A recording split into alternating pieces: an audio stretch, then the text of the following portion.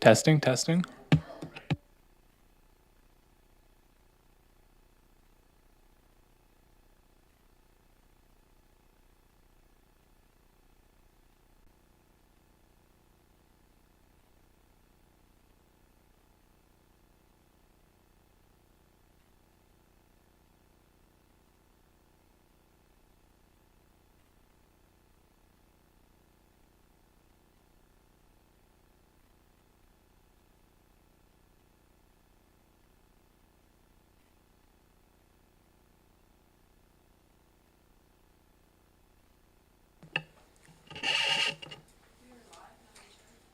Thank you. Welcome to the Electoral Area Services Committee meeting of February 1st. And as the name suggests, we are a committee of the board made up of electoral area directors who make recommendations to the board on issues related to land use and the delivery of local government services in electoral areas. So this is pretty important to all of us. And you don't hear me very well, okay. Let me see if I can, is that better? Is that better, Cliff? Okay. So we respectfully acknowledge that we live and work on the traditional and unceded territories of the Coast Salish and Nuu-chah-nulth people, and we offer our gratitude to the First Nations for their care for the earth and their teachings about our earth, and we hope we are able to bring respectfully those teachings to the work we do in this committee. We have a really full agenda today. A couple of variances and then a bunch of rezonings applications and then some miscellaneous others. And so we will work really hard to get through it. Has everyone looked at the agenda and any objections to the agenda? Oh, Director Morrison, yes, he did ask me for something. Could I have a new business verbal report, ABICC nominations, please? Certainly. Any objections to that? All right. And that was under new business, Director Morrison?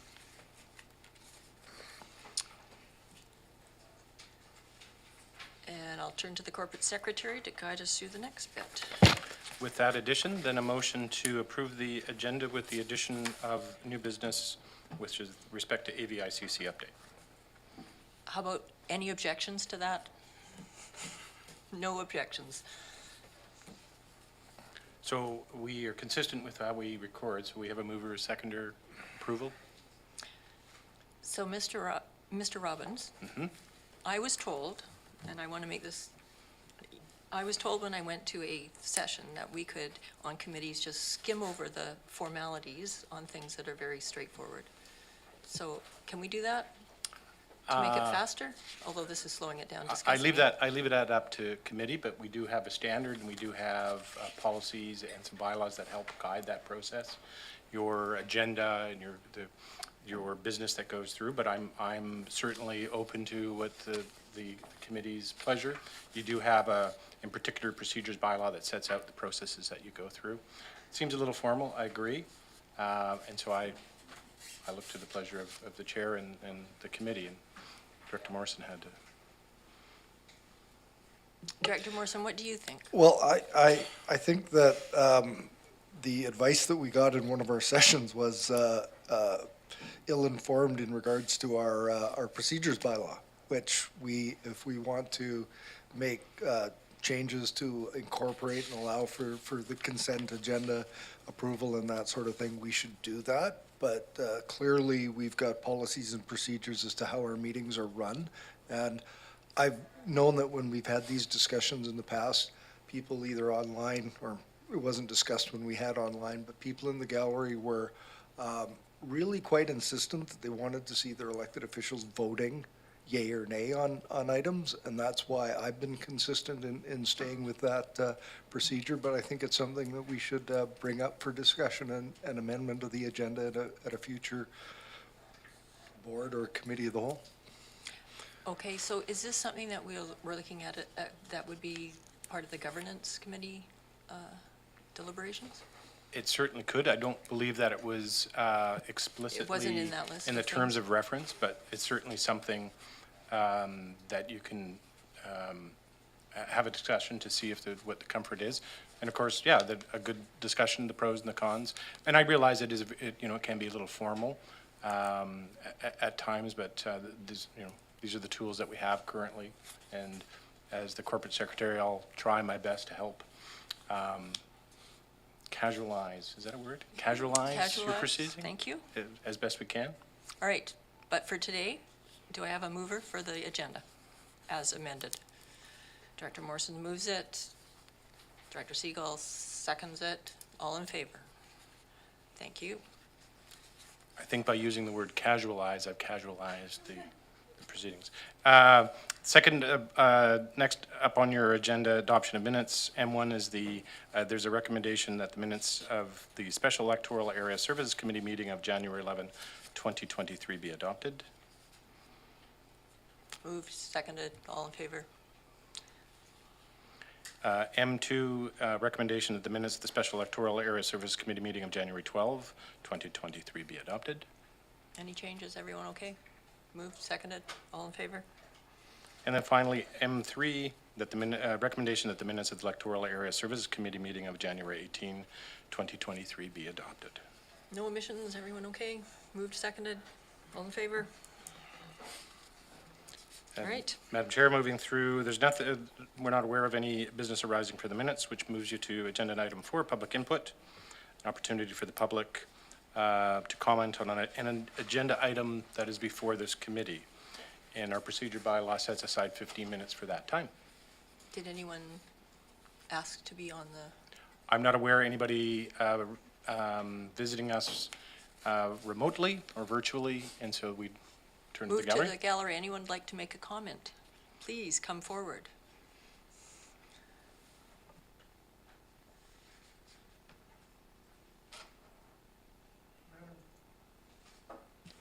Madam Chair, I'm Cliff Evans from Shawnigan Lake. Is this comments on the agenda today? Thank you, yes.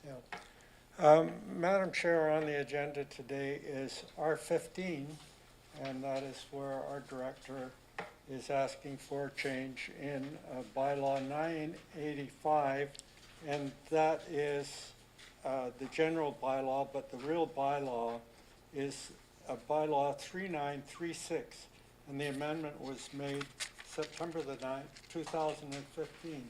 And I happen to be on the research team that helped initiate this bylaw. And it was all about a small home on the Shawnigan Lake that was being subdivided, and it was an illegal, non-conforming home on the water. It was a little over an acre, and because of the bylaw that the government had at the time, they could split that because there was a road running in between. So we couldn't get over that they could split a legal non-conforming law, and it just drove us ballistic. And so we had meetings with Rob Conway, who was the planner here, and with the APC, and we put forth this bylaw, this amendment. And there was a lot of work, and we included the real estate people too. And what was happening in Shawnigan Lake is the real estate investors caught this loophole in the provincial this provincial law saying that if you lived on the other side of if your property was split by a road, you could subdivide it. And so there were a lot of old cabins around Shawnigan Lake that were recreational cabins, and they were on less than a hectare. And we saw what was happening, and when we brought it out, the owner wasn't too happy with us, so it was a pretty exciting APC meeting. But anyway, with the hard work of planning and Rob Conway and us working on it, we drew up this bylaw. And as far as I know, it's been good for Shawnigan Lake. I'm not aware of any weaknesses in it. And if there are any weaknesses in it, I would really like to know them and look at it. I feel unless you have some supplementary material with the meeting today, that you're not, this commission is not getting enough information to make a real good decision on this. Because when it refers to the size of the lot, that refers to 14.1. And there, every property is listed in there that I can think of. Agriculture, the whole works.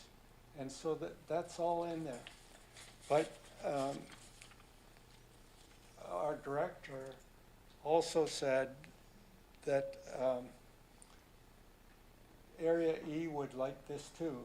And I looked up Area E bylaw and went to it, and I can see why they need it. Because they don't, it's not like this, not like ours. Ours is bulletproof as far as I can see.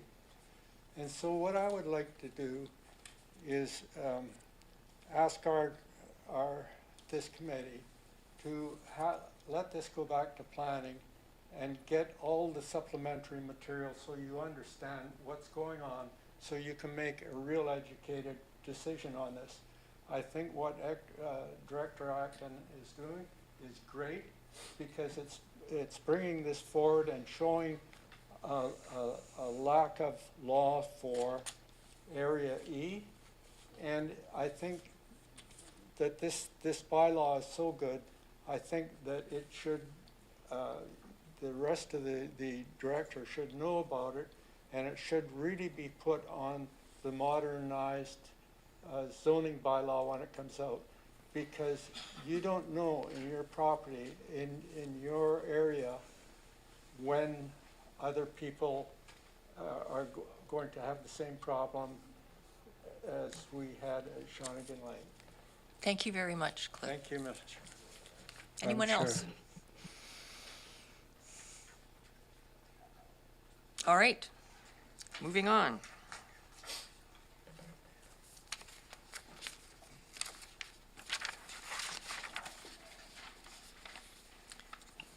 Moving through your agenda, Madam Chair, we have no delegations scheduled for you, no correspondence on 6, which moves you to Section 7, information. There is excuse me, 3 sets of minutes before you for your information. The Electoral Area Mill Bay Malahat Advisory Planning Commission minutes of August 26, 2022. Electoral Area E, Cowichan Station, Satlam, Glenora Advisory Planning Commission minutes of June 7th, 2022, and Electoral E, Cowichan Station, Satlam, Glenora Advisory Planning Commission minutes of July 12th, 2022. Again, for your information. Everyone okay with that? On we go. That moves you to Section 8, reports. First report, R1, a report from the Development Services Division with regard to application number DVP 22B04, that's 2700 Worthington Road, PID 029845386. There's a recommendation before committee. Would you like me to read it out? Yes, please. That it be recommended the board that development variance permit number DVP 22B04 2700 Worthington Road, PID 029845386 be issued, subject to receipt of an approved permit for a second residential access from the Provincial Ministry of Transportation and Infrastructure. And do we have a staff person here? Ms. Pressman is... Ms. Pressman's here, right? Or Jamie? Miss. Hi. Just let me, how do you say it? Dubena. Dubina. Ms. Dubina, Yeah. please go ahead. Thank you, Madam Chair. So this application before you is a development variance permit to increase the height of an accessory building in the R3 zone from 7.5 meters to 8.5 meters. This application has been submitted by the new property owners who were not involved in the original construction and the previous development variance permit application. No correspondence has been received to date, and staff have recommended issuance of the DBP subject to receipt of an approved permit from the Ministry of Transportation to authorize a second driveway access. And I'll stop there. Thanks. questions, committee? Director Morrison? Obviously, I support the recommendation, except the second part seems a little counterintuitive to me because my understanding is, and perhaps staff can help answer this, that the MOTI issues one access per residential property as their practice. And I realize this is on a corner. So I'm highly suspect that they're going to be issued a second access permit. So if that's the case, I haven't heard of a lot of places getting issued secondary permits. I think it's quite rare. Why would we have that as a condition of the variance? Through the chair to Director Morrison. So yeah, the second driveway has never had a permit as far as we understand, and it's there, but it does need to be addressed. So going through that process with Ministry of Transportation would hopefully rectify that issue. Whether it'll be approved or not, that's, I can't speak for the Ministry of Transportation. Follow up. Yeah, that was kind of my point. If they're not granted the second access permit to their property, or is that going to issue this or create this permit moot and null and void because of the inability of them to access a second permit? As I say, I think secondary permits on residential properties are quite rarely granted.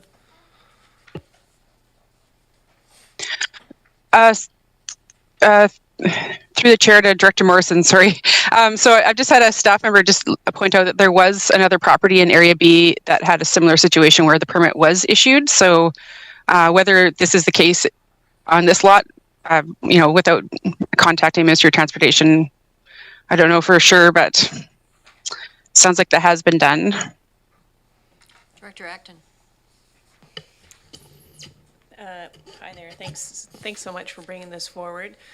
I happen to know some of the neighbors, and the neighbors are really happy to see the new owner there and welcome her to the community.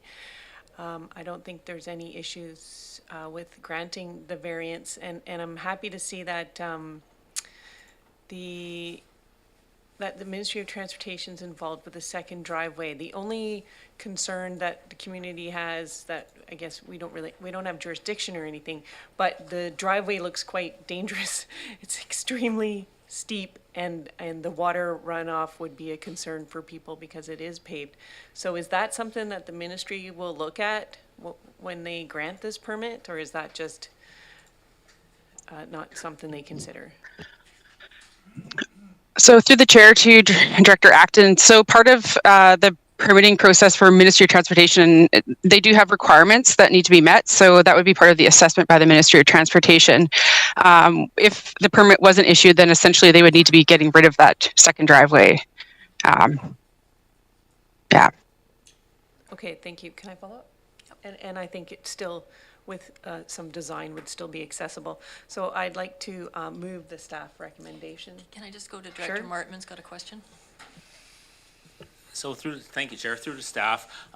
The subject to is the wording, what happens, I guess I'm not sure what happens if the Ministry of Transport did not approve it.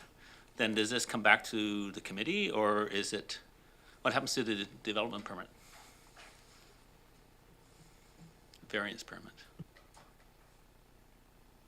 Ms. Dubina? Okay, sorry, I just had to find my mouse. Through the chair to Director Martman. So my understanding is they would have to come back for reconsideration, and staff would basically have to revise their recommendation and write another staff report. Okay. Director Acton? Well, then I guess this doesn't, thanks for catching that, you guys. It doesn't, to me, that this doesn't make, maybe it shouldn't be in the resolution, because I believe they should be granted the variance regardless of independent to the Ministry of Transportation. So should we, should we wait until we hear from the ministry, or should we, can perhaps upper management give a recommendation, or should we just pass it as presented by staff? Ms. Cheryl, are you there? Oh, yes, you are.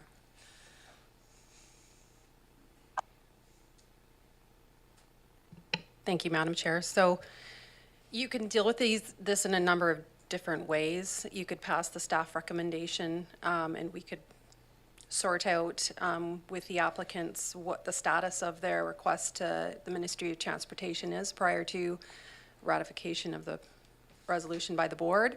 Or you could simply separate the resolution into two bits. One would be to issue the development variance permit with removal of the condition, because if you looked at the draft permit, it does include the condition on the draft permit, so that permit needs to be amended. And that could be done prior to consideration by the board, and then it would be completely separate. You could pass a second resolution that simply requests that the applicant seek a Ministry of Transportation access permit. And that would be a request as opposed to a subject to, a bit of a softer approach. Or could we refer it back to staff to have that happen before You we could look simply at it? refer it back to staff as well. Yeah. Yeah. Director Markman?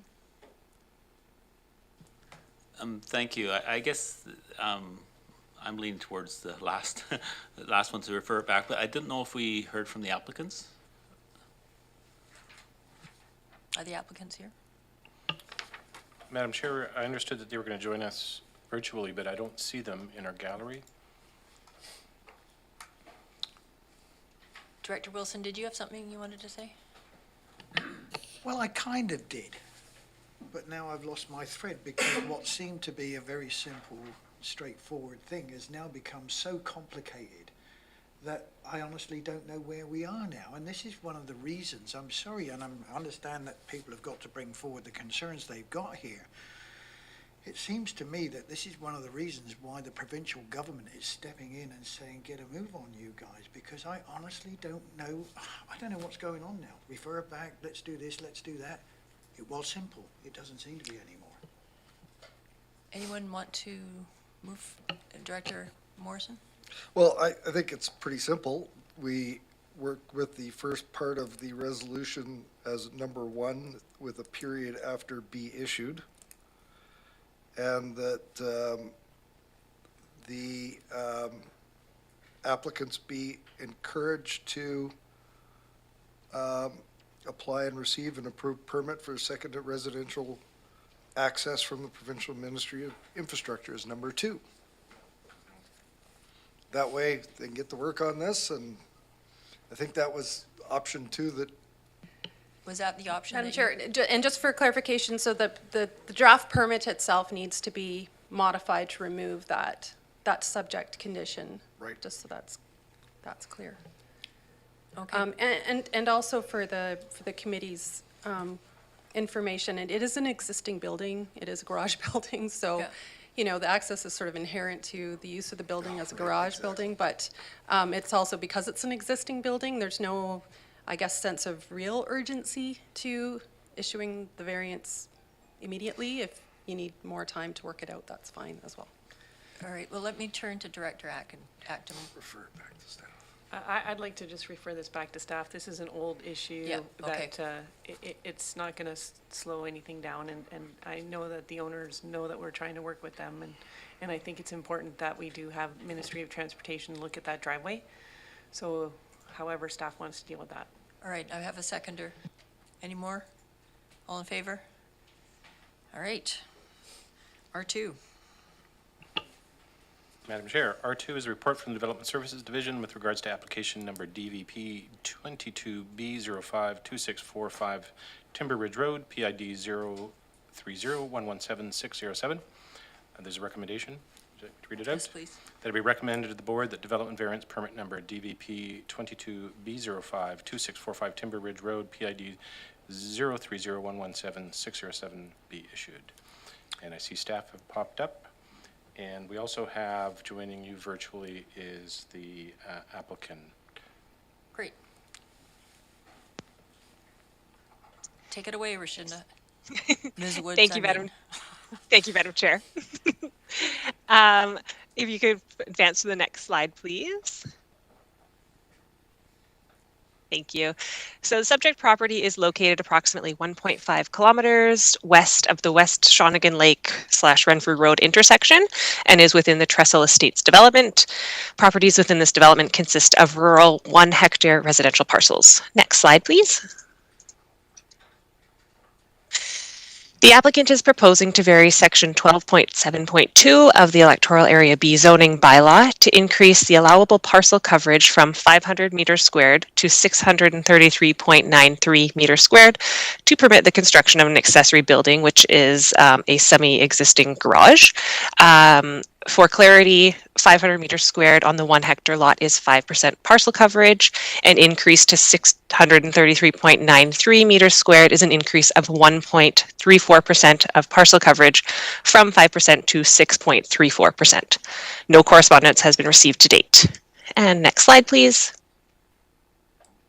And the recommendation is before you. Thank you. Would the applicants like to add anything?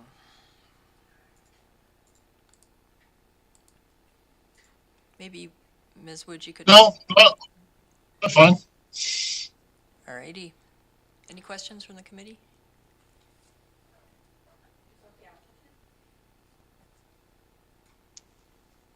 I thought they responded on the. What did they say? They Is didn't. They didn't have. Mr., is it Lenny, Neil Lenny? Did you say you had no comments?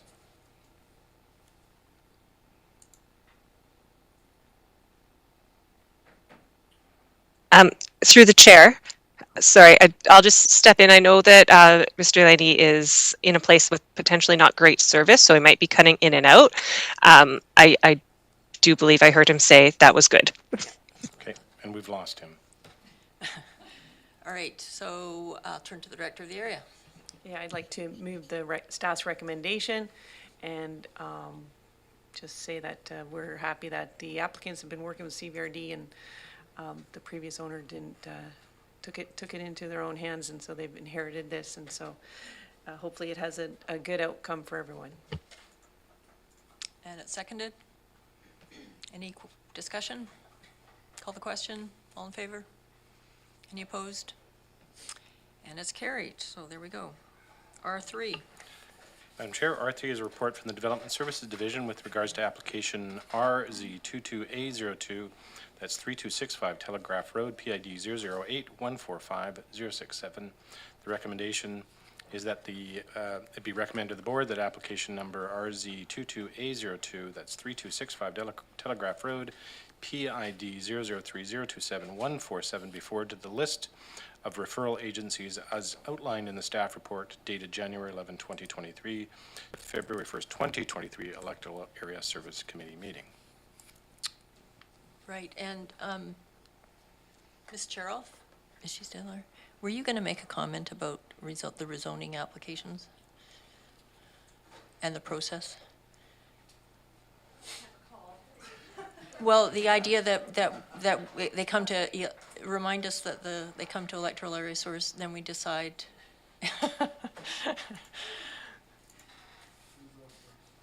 Thank you, Madam Chair. So yes, so there are a series of rezoning applications before you today. We do have a recently adopted applications referrals policy. And so our approach to dealing with applications has changed, particularly with regards to major applications, including rezoning applications, where they previously would have been referred to advisory planning commissions right away. They're now coming to you for the committee to have sort of the first look at what is being proposed. And with that, staff are not necessarily presenting any kind of recommendations in terms of whether there is support or not for the application. It's simply for you to receive the application and determine how you'd like to dispense with the application. And generally, the recommendation is to refer it to your advisory planning commissions and to various agencies and First Nations for comment. And then the alternative approach is to addressing the application would be that the application doesn't proceed any further because you feel it yourselves that it doesn't have merit, or that you could also have the opportunity to advance it. If you would want to expedite a rezoning application, you could have bylaws prepared and sent to the board for consideration forthwith. So that's really, it's really left in your hands as to how you want to deal with the application at an earlier stage, so that you're not getting it months down the road after it's gone to agencies back and forth. It's a more expedited process. Great, thank you very much. Yep. Through the chair, I'm just curious about our sort of responsibilities or reconciliation, and if we do move something forward, you know, what the implications might be there, or is there opportunity to separate that out? I'm just wondering if you can just shed some insight on that, because I know it's we want to proceed in the most appropriate way. Is there, if we want to advance something, is there serious concerns about that in terms of reconciliation? I know that's not the best question. Through you, Madam Chair, and to Director McClinton, you've asked me a very challenging question, and it's not one I think I can answer simply, because it's multifaceted. One is that, we have an obligation to consult with our local First Nations and to hear their views on applications, and so we do that through the process that we've set out. But the broader question around reconciliation, engagement, and community building really comes at the OCP stage, and we're looking to do that through the development of the modernized official community plan and local area plans. Yeah. Through the chair, you answered that very well. Thank you. Thanks, Ms. Gerald. Director Acton. I guess my question for staff would be, for what this landowner is hoping to do, would it have been possible to just do it as a variance instead of a rezoning?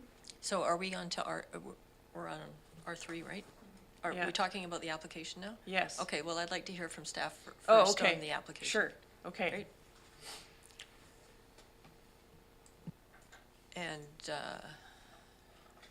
Thank you, Madam Chair. So the application before you is application number RZ22A02 for the property 3265 Telegraph Road. The subject property owners are proposing to rezone the property from the A1 zone to the A2 zone to allow for an accessory dwelling unit on the property. We can go to the next slide there. So that's the current site plan. The property is currently zoned A1 in the South Cowichan zoning bylaw, which does not allow for an accessory dwelling unit as a permitted use, but does allow for a secondary suite.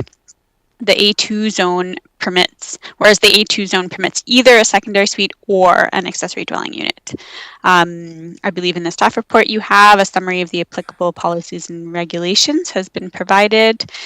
And next slide, the recommendation before you is to refer the application to the Advisory Planning Commission and external agencies listed within the staff report.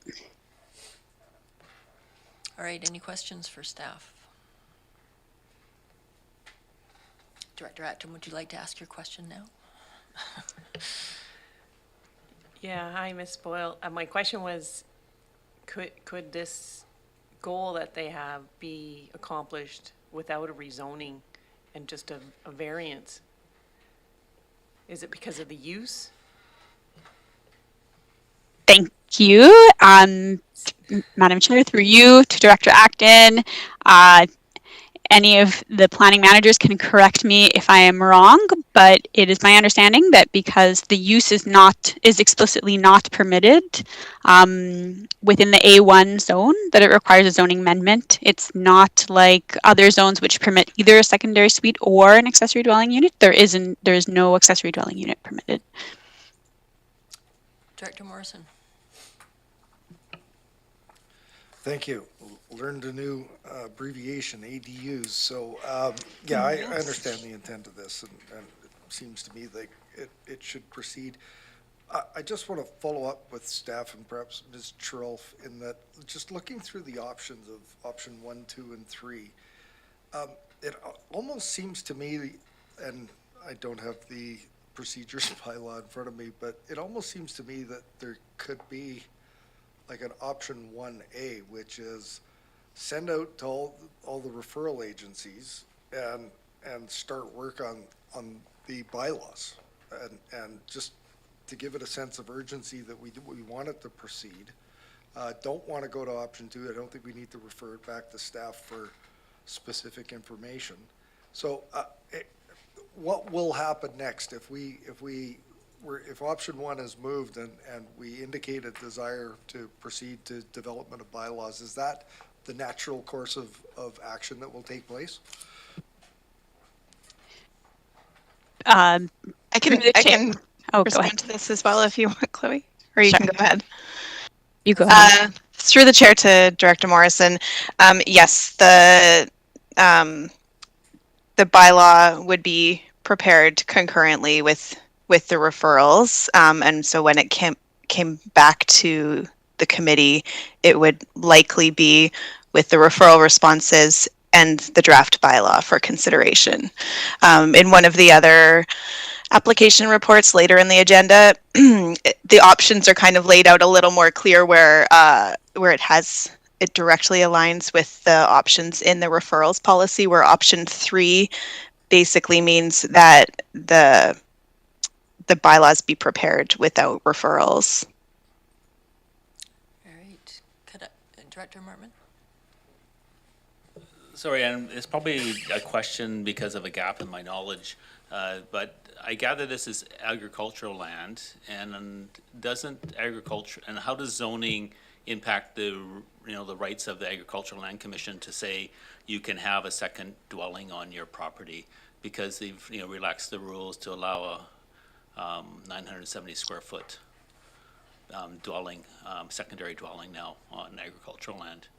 So is there something I'm missing here, or how this isn't just direct, why are we moving from A1 to A2? And maybe it's because zoning preempts that?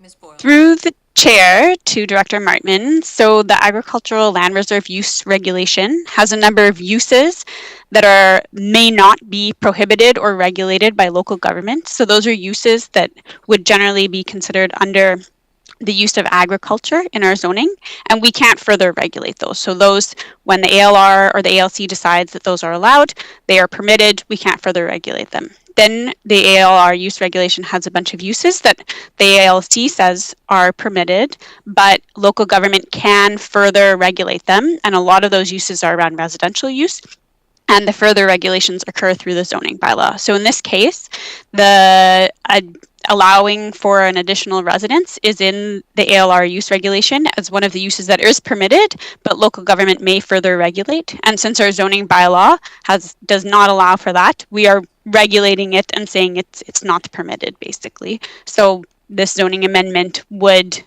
align with the ALR use regulation and allow for that use to occur. Does that make sense? And this is Yes. potentially a question for modernization. Any more questions, comments before I turn to the director of the area? Thank you. I would like to move staff's recommendation. And I have a seconder. Any more discussion? All right, call the question. All in favor? Any opposed? Carried. R4. R4 is a report from Development Services Division with regards to application number RZ22A033280 Trans-Canada Highway PID 003027147. That it be recommended to the board that application number RZ22A033280 Trans-Canada Highway PID 003027147 be forwarded to the list of referral agencies as outlined in the staff report dated January 12, 2023 to the February 1st, 2023 Electoral Area Services Committee meeting. Thank you. Ms. Boyle, are you there again? Great. I am. Carry on. Perfect. So this is application RZ22A03. The applicant is proposing a zoning amendment to allow for the specific use of an abattoir on the property. Currently, an abattoir would be permitted under the use of agriculture, as it is considered a farm use, as long as 50% of the material being processed or the poultry being processed in the abattoir comes from the subject property farm. As soon as an abattoir is importing more than 50% of material from outside of the farm, that is considered by the Agricultural Land Commission to be a commercial or industrial use. And so in our zoning bylaw is also not considered to fall under the use of agriculture anymore. And requires a specific permitted use of an abattoir or poultry processing. So the applicant intends to construct the abattoir on the property regardless of the rezoning outcome, but a rezoning to allow for that specific use would mean that the property owner wouldn't be restricted by that 50% requirement and could import more poultry material from other farms. So maybe next slide. Oh, that's just the subject property as it is now. And next slide. I should also mention that there is an Agricultural Land Commission non-farm use application that has been submitted, and that application will be processed concurrently with the rezoning application. And the recommendation before you is to refer the application to external agencies and the Advisory Planning Commission as listed in the staff report. Thank you. Have we got any questions for staff? Is the applicant here? The applicant has joined you virtually. Welcome. Hello. Hi. Would you like to say something? No, yeah, this is all overwhelming, so. Don't be overwhelmed. All right, so any questions, committee? I have some questions. Being a person who has chickens, I'm really excited of the potential for this, but Great. let me just go to my notes here. So I do understand that waste management of slaughter material in the valley is a bit problematic at the present time, and I am wondering what you would plan to do with that. Currently, we're going to take everything to RDN landfill, or there is a rendering plant north of Nanaimo. There is an option to field spread, but that's a logistical nightmare with Ministry of Environment, which would be probably several years down the road before I could figure all that out. Okay. So do you currently raise chickens? Your property is not very big, and I'm wondering, can you farm chickens from different locations and process them on? Yes. That's permitted by the ALC, but we don't farm chickens. We farm ducks.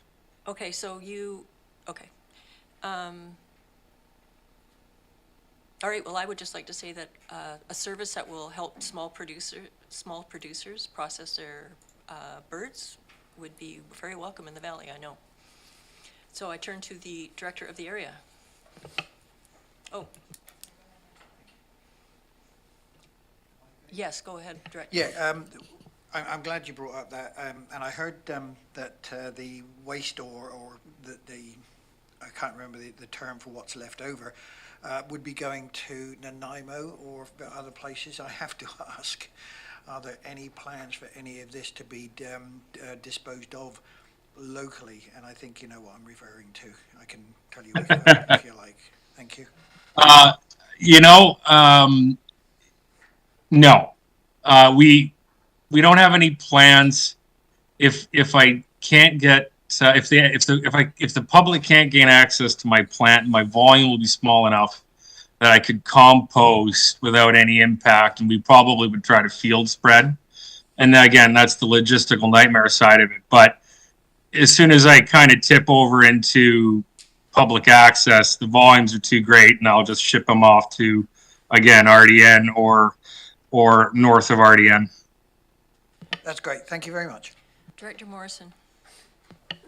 would have liked to have heard from the director for the area, but from a big picture perspective, call it food security. So many people that have processed their own chickens in the past are getting older and don't want to do it any longer. If I could sing, I'd sing from the rooftops. If I could dance, I'd be dancing right now. This is so important for local producers and local food security. I sure hope that we're able to make this move forward. Thank you.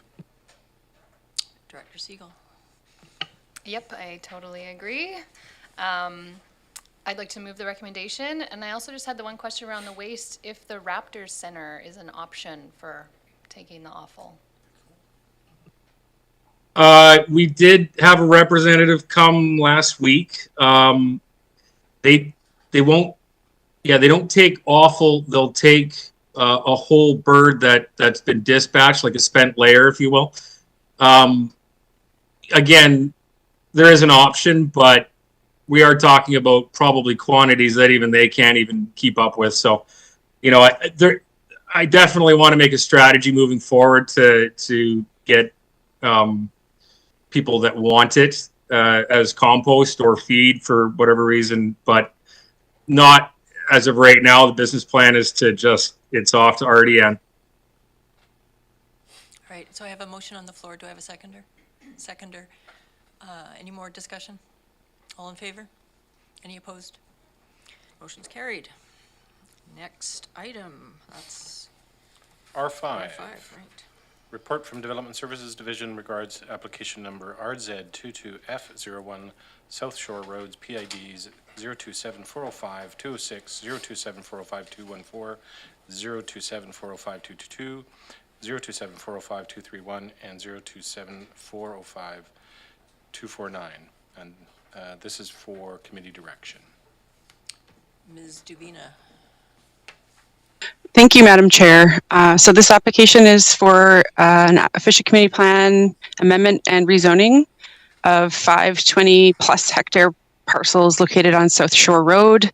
The application is proposing to redesignate the properties from renewable resource forestry to rural residential in the official community plan and rezone the properties from Forest Resource 1 or F1 to a comprehensive development zone for the purpose of creating up to 60 bare land strata lots, which would equate to about approximately 10 to 12 lots per 20 hectare parcel, and with the option to continue private camping or to construct a single family dwelling.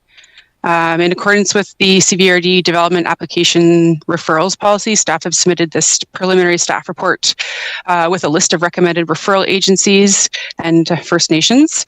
Staff are seeking direction from the board with 4 options from the CVRD referrals policy, which are shown on the following 4 slides. And I'll leave it at that. Thank you. Any questions? Director Martman. Is there an applicant? Is there an applicant? There is one of the agents that has joined you online. One of the many applicants. Welcome. I believe you have Kim Knight, and I'm not sure if Cam Williams has joined you. I can't tell if Kim Knight is a woman or a man, so welcome, Kim. Would you like to say anything? Just that we're working with Cam and Jamie, and so Cam would be handling most of our queries. So if there's anything I can clarify while we're waiting for him, then certainly I'd be happy to do that. Hi, Ian. Thank you very much. Director Morrison. Director Morrison, sorry. We did have an initial community meeting that Director Morrison was there for, and got some preliminary feedback. So whatever we can do to move forward, we're hoping to accomplish. All right, any questions, committee? Director Morrison. Thank you, Madam Chair. I'm hoping that Mr. Williams is going to show up. I am looking to my colleagues for some help and guidance on this one. If you had the pleasure of reading the staff report over the weekend, this has been going on for an awful long time. I think there's, and though we shouldn't be looking at land use from the applicant's perspective as to whether or not they're doing the right thing or not, this has been a group that has been responsive to staff and the director and the community. So there's that aspect that I put it on the table. It shouldn't be an important factor, but at this point, a little better to work with than previous groups that have been before us. There's been 2 unsuccessful zoning attempts on this before, and I see some merit in what the folks, the applicants are doing here. This has been a very well-written report by Jamie. Thank you. There's a big ask here.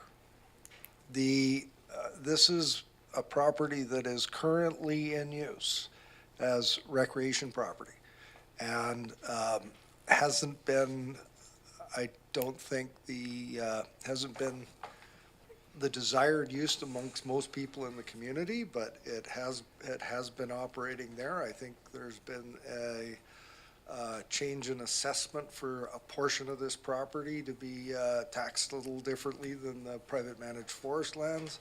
But really what we're down to is I think there's a group that is very cognizant of some of the potential shortcomings of allowing for a development like this to proceed.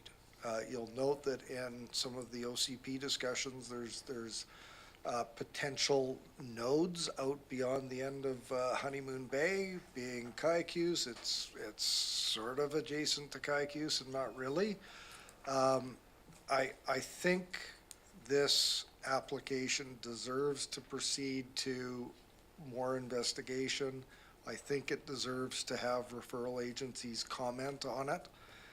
I think there's some merit in what they're proposing in that the number of units, I think, kicks it up into where it could be a CBRD owned and operated system, water and sewer system at some point in the future. So there's potential for more controls and environmental protection than there would be if it was just to continue on in the way that it has been carrying on. I will note I've walked this property escorted with the applicants a number of times in the past, and I am actually somewhat pleased with the way they have respected the riparian area around the lake, at the lake. And you'll note that there's a real gem of a CVRD park right in the middle of the property that's a alluvial fan, and it's quite gorgeous. So it's a lot of words about a long history. I think that there's merit in this proceeding with option 1, but I'd really like to hear what my colleagues around the table think about this. Director Abbott. I'm always intrigued when lands get removed from, say, the agricultural land reserve and the forest reserve. So this goes through, it goes out to the referral agencies, and everybody's thumbs up. Does this mean that this amount of forest, managed forest, disappears?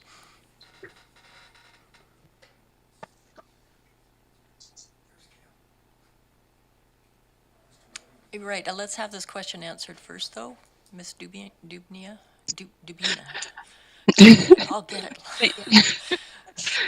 Thank you, Madam Chair, to Director Abbott. So at this point, the proposal is to subdivide down near the water. So potentially, if this proceeds, there could be discussion about, I don't know, protecting other aspects of the property and maintaining the forestry land. That hasn't been, we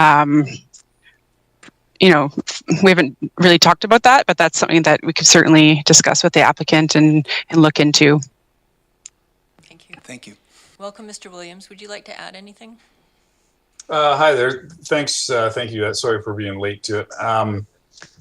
I'm not sure where the previous discussions have gone, but the overview, if I can just touch on the last comment there, is to, we're obviously stay away from outside of the riparian area. The general concept in our meetings and meetings in our public meeting we had out at Honeymoon Bay was to keep whatever houses or whatever cabins and that type of development clustered together so we don't impact the forest, whether it's the upland forest or the forest land to the north of the gravel road. Okay, thank you. Any other comments? Director Acton. I guess my question would be to staff. I'm not totally familiar with the community in Lake Cowichan, and Cowichan Lake. But I would think the number one thing that they want to see is more lake access. So is this the kind of application that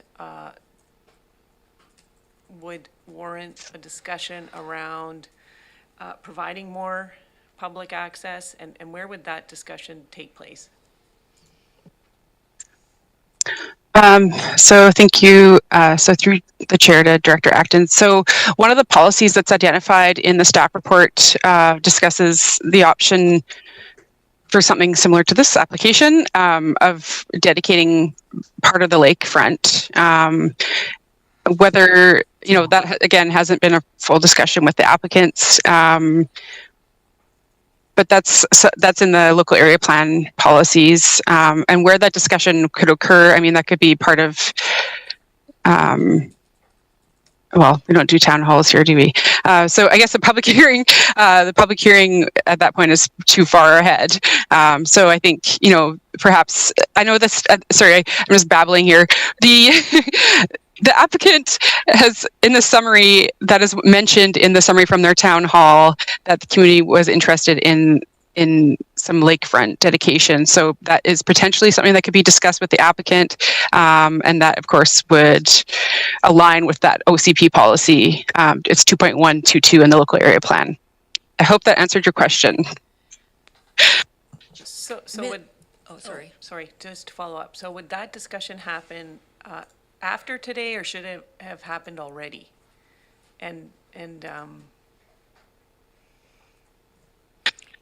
So so I mean, this is, as Ms. Cheryl said at the beginning, this application has come to us for direction on whether we should allow it to proceed at all or not. And this is a significant ask, because I was wondering, I got a thing about your name. I was wondering if you had a map of the whole lake so that you could point out where development is currently and where this property is, because I think it's very instructive on what the ask really is. Through the chair, I don't have a map like at the exact moment in time, but I could provide one. I know that the attachment, the orthophoto just shows the area. It doesn't specifically show. I can report back with the map. So maybe Director Morrison can help us, but my understanding is we basically have development on Lake Cowichan from Yubo around to Honeymoon Bay, and then this is property that's quite a bit farther west towards Kaikus, and Kaikus has a little tiny bit of built development, but generally speaking, between Honeymoon Bay and Kaikus, and between Yubo and Kaikus, there is not built structural development around the lake. So this is asking to extend development now around the lake. So it's sort of opening up something that is not recommended currently in the official community plan. Do I have that correct, Director Morrison? Mostly. There's provision in the official community plan for development nodes beyond Honeymoon Bay. And I think it was identified that Kaikus would likely be the node that would be developed. So potentially, yes. Now, there is some built infrastructure out beyond Yubo in some areas that are somewhat developed. This would be a new piece. It's not a significant piece of, a hugely significant piece. It's an incredibly beautiful piece of lakefront that has been, I think, sympathetically looked after by this group in the number of years that they've had it. So yes, and if I could just touch on one other thing, as much as we don't negotiate amenities at this table, that's our staff's job, but I would note in the parkland that is CVRD undeveloped park, I always thought that there was a legal access through it from the private right-of-way. I'd like staff to look into that as part of their discussions in the future. But again, this is, do we want to see this proceed to initial investigations by referral agencies? Director Jesse. I'll take it. My mind isn't good today. Through the chair to staff or potentially to the applicant, approximately how many, I believe I heard it's family units will be on here. And then you meant, could you just maybe elaborate on what that might look like? They're going to be clustered together. Are these planned to be units that, oh, right there, okay, thank you. So looking at the map, it looks a little different clustered to the foreshore, or can you just elaborate on what the planned homes are going to be? I can elaborate on that. Again, we're at a pretty preliminary stage. The map you see and the proposed draft zoning that I came up with, it essentially was looking at your zoning bylaws around the lake and coming up with something restricting sizes and sort of starting the process so we could start having this discussion. Some of the things I put forward were limiting the sizes to say 1,500 square foot footprint, cluster the buildings together, and right now that's sort of where we're at. Follow up, please. And I'm probably hard to, say right now, but would you anticipate these would be full-time family homes, or would these be summer homes, that second homes? Do you have any insight into what that might look like? Yeah, the insight from the applicants and from the people, the shareholders that are involved, I'm not sure using the word home would be the proper term. They're not going to be a family. The idea is not to be a family home. I would expect the size, if we were to work through a final zoning, the size permitted just wouldn't really amend to a family. I have a question for Director Morrison. Where are we at with the highway, the road to the west? It's been publicly announced as part of the interim treaty agreement for DD. And it will only be further developed and made into a public forest service road upon the signing of a treaty, which will happen in the next few years.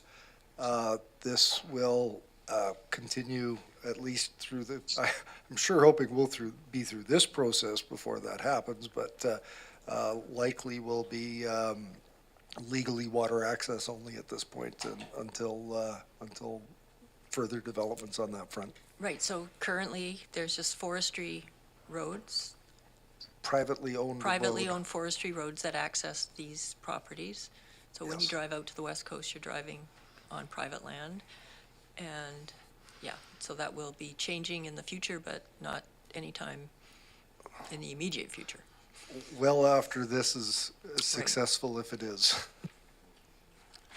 All right, so other comments? Director Acton, did I see your hand? Director McClinton. I just, want to make a comment, sorry, through the chair. I think it's entirely appropriate to hear what the APC would have to say on this. you know, we clearly need some more insights from people that are living there on the ground and how that's going to impact their communities. And, you know, it's pretty hard to sit here without more input from those folks. So I'd be in support of moving this forward. I would add that I think you asked a question about First Nations earlier, that I think that this is the kind of thing that they really need to weigh in on in a big way if it was going to be considered. What do other people think? I think I think it's fully expected. Director Morrison. I cautiously move option 1. I have a seconder. Any more discussion? Director Acton. Yeah, so I guess just, when would anything from the APC come back? Could we have that come back before proceeding to creating a whole plan and bylaw and everything? Staff, could you advise us on how the process would be if we chose option 1? Thank you, Chair, through the Chair to Director Acton. Wow. So if the option 1 is passed, then staff can send out the referrals and then report back with referrals, and then go from there. I also just wanted to add 2 things. I've got a map up here finally, if you wanted to look at it. I know you're in the middle of discussing passing option 1, but no, that would be great if you could. Okay, and while I'm showing you that, under the CBRD Development Application Procedure Bylaw, the board, may require that a public information be held. So that's an option as well. That was in response to Director Acton's initial question, or one of her questions, I guess. So hopefully you can see this map. It's not the clearest, but the yellow shows the properties, and then you can see there's density, for the most part to the east. But hopefully you can see that and just get an idea of what's going on there. Thank you, that's great. Okay, I'm just going to take that off. All right. Any more conversation? I call the question. All in favor? Any opposed? 2 opposed.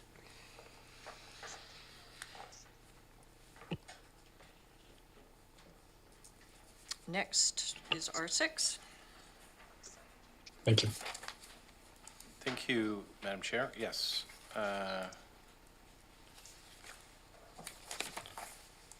R6, the report from Development Services Division with regards to application RZ 22F02 7531 Cowichan Lake Road. There is a recommendation that we recommend to the board that application number RZ 22F02 7531 Cowichan Lake Road PID 012490920 be referred to the external agencies as outlined in the staff report dated January 12, 2023 to the February 1st, 2023 Electoral Area Service Committee meeting. Thank you. Ms. Dubinia. Is that right? Thank you, Madam Chair. So this is a rezoning application that proposes to rezone the subject property from Forest Resource 1 F1 to rural residential 1, which is R1, to facilitate a 4-lot subdivision. The rezone application would align with the property's OCP designation, which is country residential or residential in the regional OCP. Staff have provided a list of recommended referral agencies and are recommending option 1, which is to forward to the listed referral agencies. Thank you. Any questions for staff? Is the applicant here? Oh, please come to the, would you like to say something?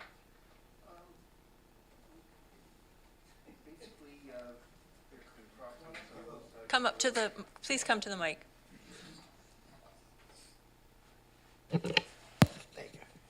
Mike, push that thing just a little bit back so it tilts a bit better, the screen. The screen. Oh, the screen. Yeah, no, the other way. No, too far. Look at the thing. I got you. There you Our go. listening audience needs to see you.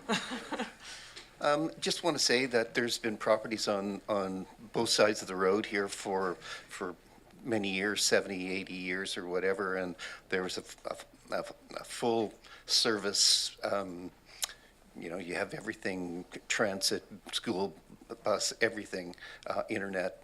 I'm just have extra land and no need to have it, so it would be good to be able to offer some extra property for people to build on. Thank you. All right. Any questions? Director Abbott. Through the chair to the applicant, I read with interest the proposal, and like my former question about forestry lands, I believe these lands were cut off by the construction of the new highway, and I don't know what time. So it's not quite as impactful that your lands, which formerly were forests, now appear to be more, it's more of a comment than a question, they appear to be more of a residential nature? Yes. Right now, they're obviously deciduous. I'm sorry. People at home want to hear it. Oh, sure. Okay. Yes, sorry, we're broadcasting virtually as well. Oh, okay. And many people watch us. Okay. Yes, the property was logged about maybe 70 years ago, and so it was giant cedars, but it hadn't been replanted or reforested, so it's generally grown up as deciduous maples and alders right now. So it's not a real big impact of a forest rehabilitation, so to speak. So that's pretty much that. Okay. Director Morrison. Not specifically a question, but this has been, there's a huge swath of land, skinny one, from basically the Scotts Falls turnoff all the way into the town of Lake Cowichan that varies in different widths and the likes. I think staff have done an excellent job in writing the staff report. There's been very large comprehensive developments for residential around that area that haven't come to fruition, but looking at this seems like a perfectly reasonable path forward. The one thing that I would recommend that, and if staff just take note of this, is there's a keen desire amongst traveling public to ensure that we don't actually see a bunch of the development that may go on in this skinny swath of land towards Lake Cowichan. And well, I'd be more than happy to move that this move forward with the staff recommendation. I would also just like to make an extra note that the possibility of visual buffers be included in the discussions with the applicant when we see this come back. So with that, I'd move the staff recommendation. Do I have a seconder? I have a seconder. Director Acton. Thank you.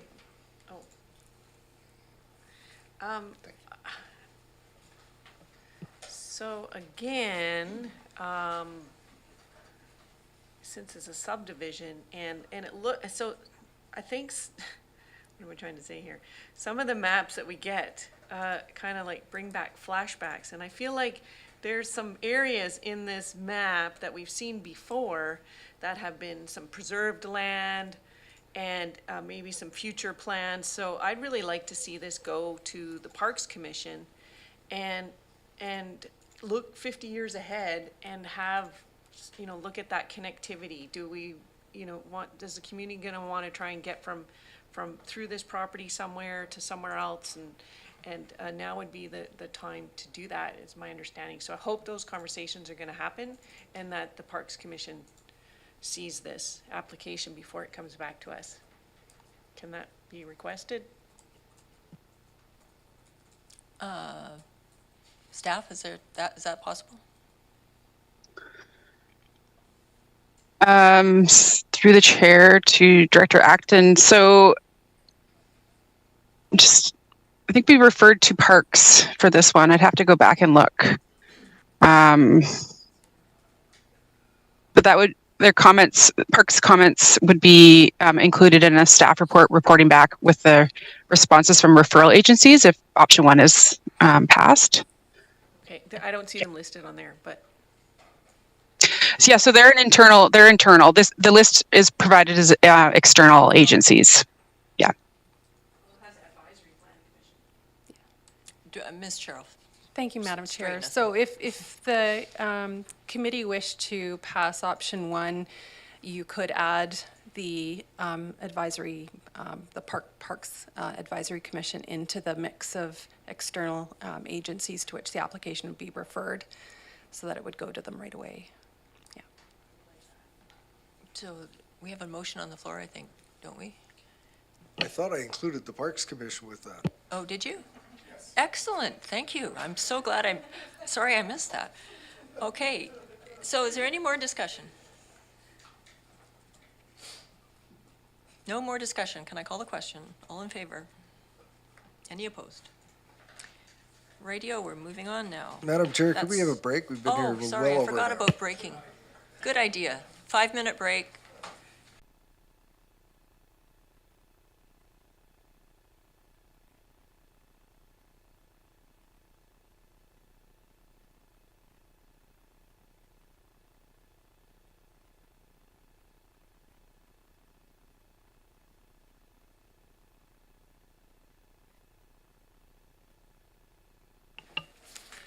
Thank you. R7 is a report from Development Services Division with regards to rezoning application number RZ22G01. And the recommendation that it be recommended to the board that application number RZ22G01 10983 Cheminas Road, PID 001195166 be referred to the Area G Advisory Planning Commission and external agencies as outlined in the staff report dated January 16th, 2023 to the February 1st, 2023 Electoral Area Services Committee meeting.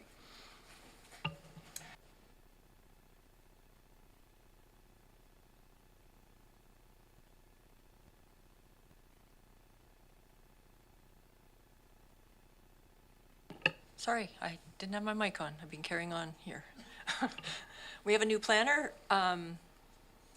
who I have not met. Are they here? I am Chair, thank you. Welcome, Mr. Brown. Please go ahead. Thank you, Chair, and thank you to the committee for the opportunity to introduce the preliminary report for zoning amendment application RZ 2020, or it's RZ22 G01. The applicant is proposing to rezone the property located at 10983 Cheminas Road in Electoral Area G from the Suburban Residential 2 Zone, or R2, to the Suburban Residential 2A Zone, or R2A. The property location maps are on the screen there. The R2A zone is very similar to the R2 zone, but it also permits an accessory dwelling unit on parcels 0.4 hectares or greater in area. But it does come with the limitation that only a suite or accessory dwelling is permitted, not both. The property is approximately 0.54 hectares in area, and the applicant is proposing to rezone for the intended purpose of constructing an accessory dwelling. If we can go to the next slide, it's the site plan. And currently a single dwelling, shed, and detached garage occupy the site, as shown here, or as attachment C of the staff report. The property is designated residential in the official community plan, and the policies of the residential designation include encouraging affordable housing and secondary suites or second dwelling units in areas that are serviced. Therefore, the recommendation included on page 1 of the staff report in your agenda package is to refer the application to the Area G Advisory Planning Commission and external agencies for comment, and then compile those comments for additional information for the committee's deliberation as it considers providing first and second reading of the amendment bylaws. If we could go to the next slide, please, which is the recommendation from staff. And thank you for the time. I'm aware, I believe one applicant is attending virtually and another one is in the chambers here to answer any questions. And I'm happy to answer any questions as well. Thank you. Thank you, Mr. Brown. Would the applicants like to add anything? Please come to the podium. Welcome. Thank you. The property has been owned by our family since 1945, when my grandfather purchased the property and built the house that's on the property now. My two sisters have inherited the property, and we're just trying to accommodate both of them in the best way we can. We would have liked to have subdivided the property and split it completely, but under the current zoning, that's not able to do that. So the second best scenario is for a detached suite, so that the two of them can have their own buildings and have their own space. Great, thank you. You're welcome. Any questions for staff? Director McClinton. Through the chair, thank you. Being one of the oldest properties, definitely passed by it several times. It's a large lot. I think it's worth noting that supporting families and the development of their property was one of the key pillars of my election, and was overwhelmingly supported by the folks in Saltaire specifically. For me, this is a pretty non-controversial, straightforward rezoning, and I would like to see these folks kind of get on with taking care of their family. So before I make a motion, I would like to move option 3 and advance this application without seeking comments from referral agencies. I have a seconder. Discussion? Director Wilson? No, second. No, okay. Any discussion? Director Martman?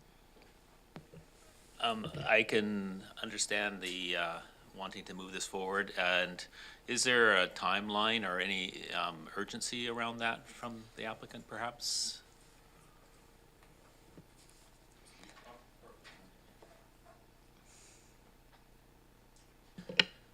My sister is currently working in Windsor, Ontario, and she's planning on retiring shortly. So it's not an immediate urgency to this, but just trying to get through the process and get something built on the property so that she can move here probably within a couple of years. It's not something that's like 10 years down the road or anything like that. Thank you. Any more questions or comments? Director Abbott. Just for information, Chair, is this customary to bypass staff recommendation and proceed rapidly like this? Ms. Charles, maybe you could enlighten us on the pros and cons of that approach. So I think to sort of clarify, I think what I said earlier to the committee through you, Madam Chair, is that really when the application comes forward to you at the stage, it's for you to consider whether or not you do in fact want to expedite it or not have it proceed or to refer it out. Certainly if you don't feel there's merit in doing the referrals and you want to proceed directly to the development and review of or preparation of bylaws rather, and having those go to the board, staff will, will undertake to do that as quickly as possible. The merit in perhaps having it referred to external agencies and to the Area Advisory Planning Commission would be to get comments on this type of use and how it actually might be applicable to other properties within the electoral area. That could also be dealt with through a separate motion if the director doesn't want to, or the rest of the directors here don't want to tie that particular referral to a specific application. It is completely at your option as to how you want to proceed. Thank you. Director Acton. Yeah, thank you, Madam Chair. Yeah, I agree with the director of the area and that this is a pretty clear application, and I think it, if there are applications that we can move quickly on, this surely is one of them. And I'm happy that Director McClinton has brought this kind of practice to the table, and we'll see how it goes. Any other comments? Director Deck. I see that some of the referrals we're supposed to attend to are First Nations, Indigenous people too. I think if we're going to follow the protocol that we need to consult, then I wonder if we should do it all the time instead of sometimes. Any other comments? Director Acton. Just my opinion on that, sometimes I think if you ask all the time, you're just overloading people, and it's hard to weed out the ones that are actually, where you're actually genuinely looking for a comment. So I don't, even the CVRD doesn't have the capacity to be just giving stuff all the time out of, I don't know, I wouldn't agree to that process, because just like us, everyone is struggling with having enough staff and resources, that we, should do our referrals mindfully. Director Morrison. There's merit in both comments, and I've been looking at the referral list and thinking, there's going to be some of the agencies and some of the nations that will get referrals that will, sort of scratch their head and wonder why they were getting referrals. Like, I don't know why Subhasit would want to comment on this, and as Director Acton said, there's absolutely a staff ability to respond to a lot of these. This one, I don't want to, say the word. It's not a slam dunk, but it's certainly got a lot of merit going for it to proceed in the way the director requests. And I think that we might want to look at a little bit of a geographical picking and choosing of the referral agencies that we're sending to, because it doesn't make a whole bunch of sense that DDDOT would be referred to something in Director Segal's area and the likes. There are exceptions, and we should note those exceptions. But I think for the purposes of this one, we could proceed very easily on the recommendation of the director. Director Wilson. Yeah, thank you, Madam Chair. And it's obvious to me that the director of the area has done his homework and would not have come forward with this recommendation if he didn't believe it was right. And one of the main points which comes out of this is the need for accommodation for just about every age group that there is. And in this particular case, I think the family's trying to do the best they can in the situation that they're in. So I'm quite happy to move this forward as quickly as we can. Anyone else? Okay, I'm going to call the question. All in favor? Anyone opposed? One opposed. Moving on to R8. And R8. Just a point of information, maybe to let the applicant know when this would go to the board, or does it go to the board? Oh, it's a good question. When will it go to the board? Corporate Secretary?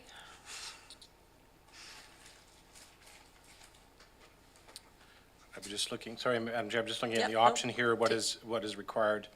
Take your time. So long as we can prepare, the bylaw be prepared for the consideration of the board for first and second reading. I'm just looking at our calendar as well.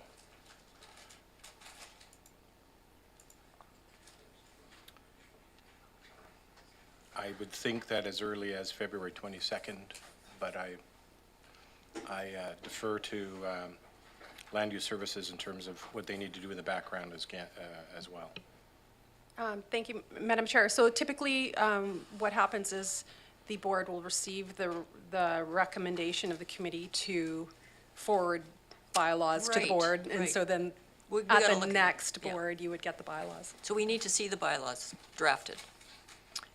And that will be, in, what, 2 weeks? So the bylaws would appear on the board agenda after the board has passed the motion to forward the Right, bylaws. so it's going to be at least a month or more. 3 weeks. So I would suggest earliest that they would see the bylaws would be March 8th. Okay.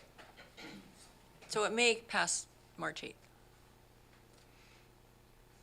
No promises, of course. All right, R8. Yes, R8, Report for the Development Services Division, application number RZ19101 Laketown Ranch.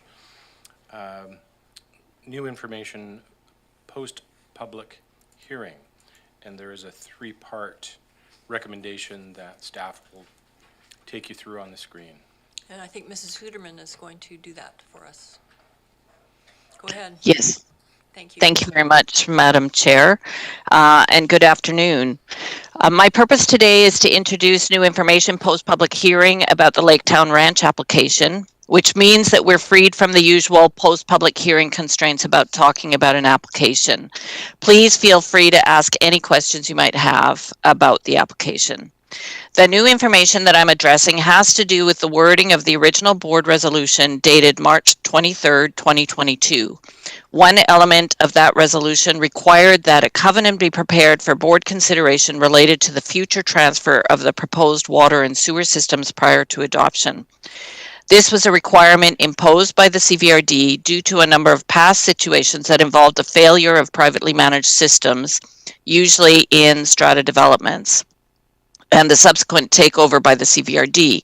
The purpose of the proposed covenant was to anticipate the potential that the CVRD might, at some point in the future, be requested to assume responsibility for the systems and to lay out the conditions under which that transfer would take place.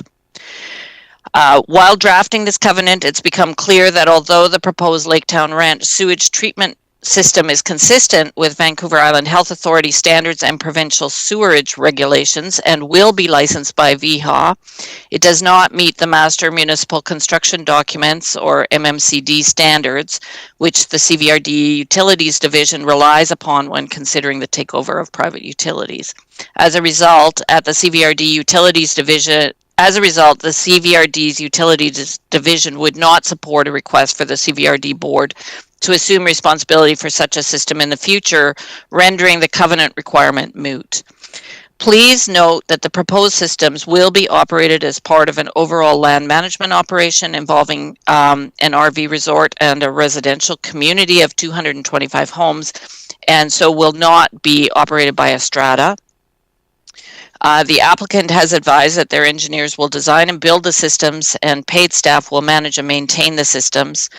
Revenue flows generated by the pad rentals within the residential community and through space rentals from the RV resort will cover the costs of maintaining the systems. So there are regulatory systems in place through the Vancouver Island Health Authority to ensure the functioning of the proposed systems. And of course, should the systems fail for any reason, there's also a strong business reason to resolve the issues as quickly as possible. I forgot to mention that the applicant is in the boardroom there in case anybody has any questions. And I went on a bit about this at length because I wanted to make sure that people understood that by my recommendation that the servicing covenant requirement be removed, we're not in any way indicating that there would be anything substandard about the system that's being built. So let me speak to this recommendation because it has the different components. The key issue, which requires the rescinding of third reading for bylaws 4429 and 4430, is that Part 5 of the March 23rd resolution, which is fully quoted in the report, requires a covenant that addresses the potential for future transfer of the proposed water and sewer systems. For all of the reasons already mentioned, this requirement should be removed. The path forward, therefore, is to request that the board rescind the requirement for the servicing covenant. And because this is new information for the board and the public, it's also necessary to rescind third reading of bylaw numbers 4429 and 4430 and schedule a new public hearing. The proposed delegates for the public hearing that are being recommended here are the same electoral areas as for the original public hearing. Of course, because of the change in elected officials in the last election, particularly in Area I, there will be some change in personnel for the delegated directors if this resolution is adopted.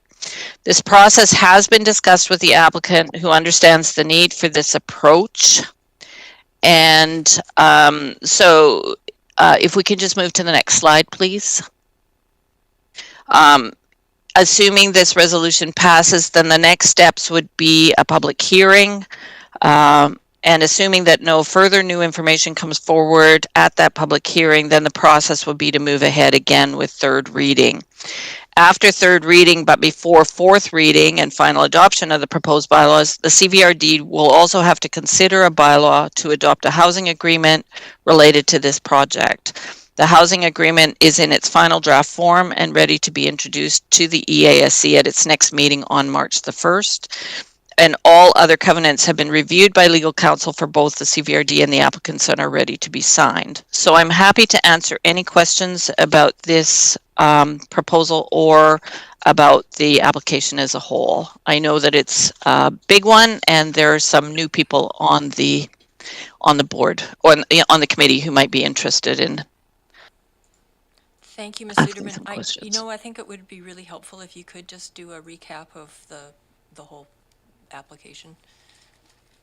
There's enough new people that I think it's very complicated, and I would like to be refreshed as well. Okay. Thank you very much. All the EASC reports up until today are on the Plan Your Cowichan website, so that you can go through and look at each of the different reports. But essentially, what has happened is that the current Lake Town Ranch Festival site, plus 2 properties to the north, that we refer to as the Teleglobe properties because they're formerly communications infrastructure, are the subjects of this particular application.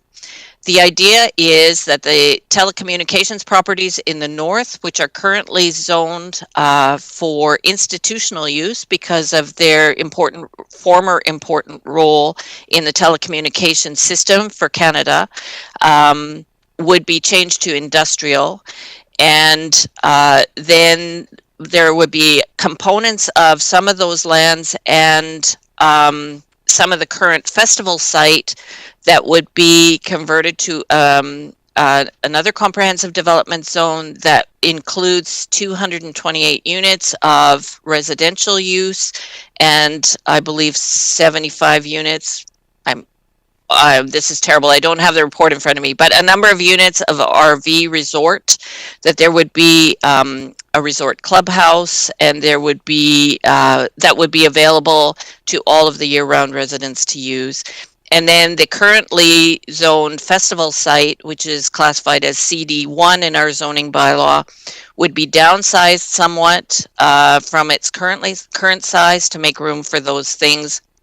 And then there were a few parallel changes between all of the different components. So it is complex. That's why we talked about it as being 3 different aspects of the application. One is the industrial aspect, one is the entertainment aspect, which is the implications for the festival site itself, and then the third one is for the residential components. There was a site visit by area directors last summer, I believe, might have been the spring, and so that was a good chance for everybody to have a look at the site and to understand the relationship between all the different components on the land. Does that help? Was that enough, Director? That helps, but just explain how this relates to the official community plan, please. Okay. Yeah, currently, under the current official community plan, the area is slightly outside of the growth containment boundaries.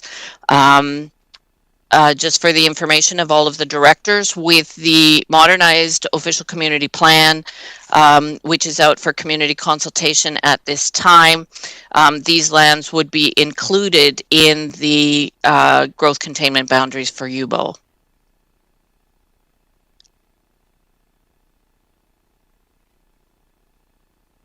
Thank you. Question for Ms. Suderman. Mr. Adams is here. Would you like to say anything?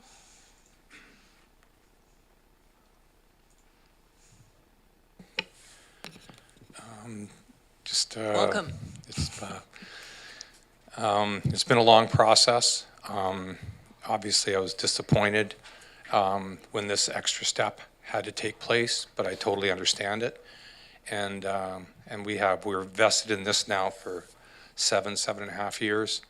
And, we just want to make sure that going forward, as we have all along, that we've dotted every I and crossed every T. So this, I think, was a bit of a transition of the engineering department and requirements from previous staff to current staff, I believe. But either way, we do understand it and don't really want to take a half a step back, but also believe it's an opportunity.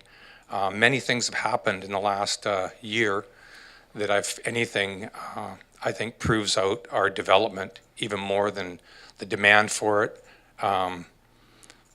Victoria and Mr. Eby saying that we need these units. CVRD requisitioned an area study, and the Area I housing study almost marries up 100% with what we're doing. The BC government commissioned a small housing study, and it's about 140 pages, and about 130 of it talks to what Laketown is doing and the benefits of it environmentally, the needs, and the overall impact of small houses and what it's having, creating housing for people that is affordable or attainable. So I would like, if at all possible, I don't want to step offside because I know there's, I think if we're stepping back, I am able to discuss. I would love to, I think it was very beneficial having the area directors up for our site meeting. I know that our open houses on site have been very well received by the community and also by the area planning committee.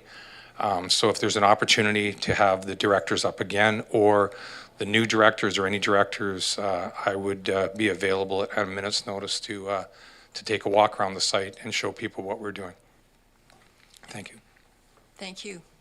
Yeah, I would encourage directors to take Mr. Adams up on his offer. It's really interesting. Okay, any questions for staff or Mr. Adams? Director Morrison. So thank you for that, and I completely concur that I think we had just about all of the directors attend the last site visit with staff, so completely appropriate. And I'd really encourage this committee to consider finding an afternoon to be able to take him up on his offer. I think it was very beneficial. And so glad I guess the question is the offer still standing? And the other part would be, I'd also recommend that the public hearing have all electoral area directors delegated for that public hearing. Director Acton.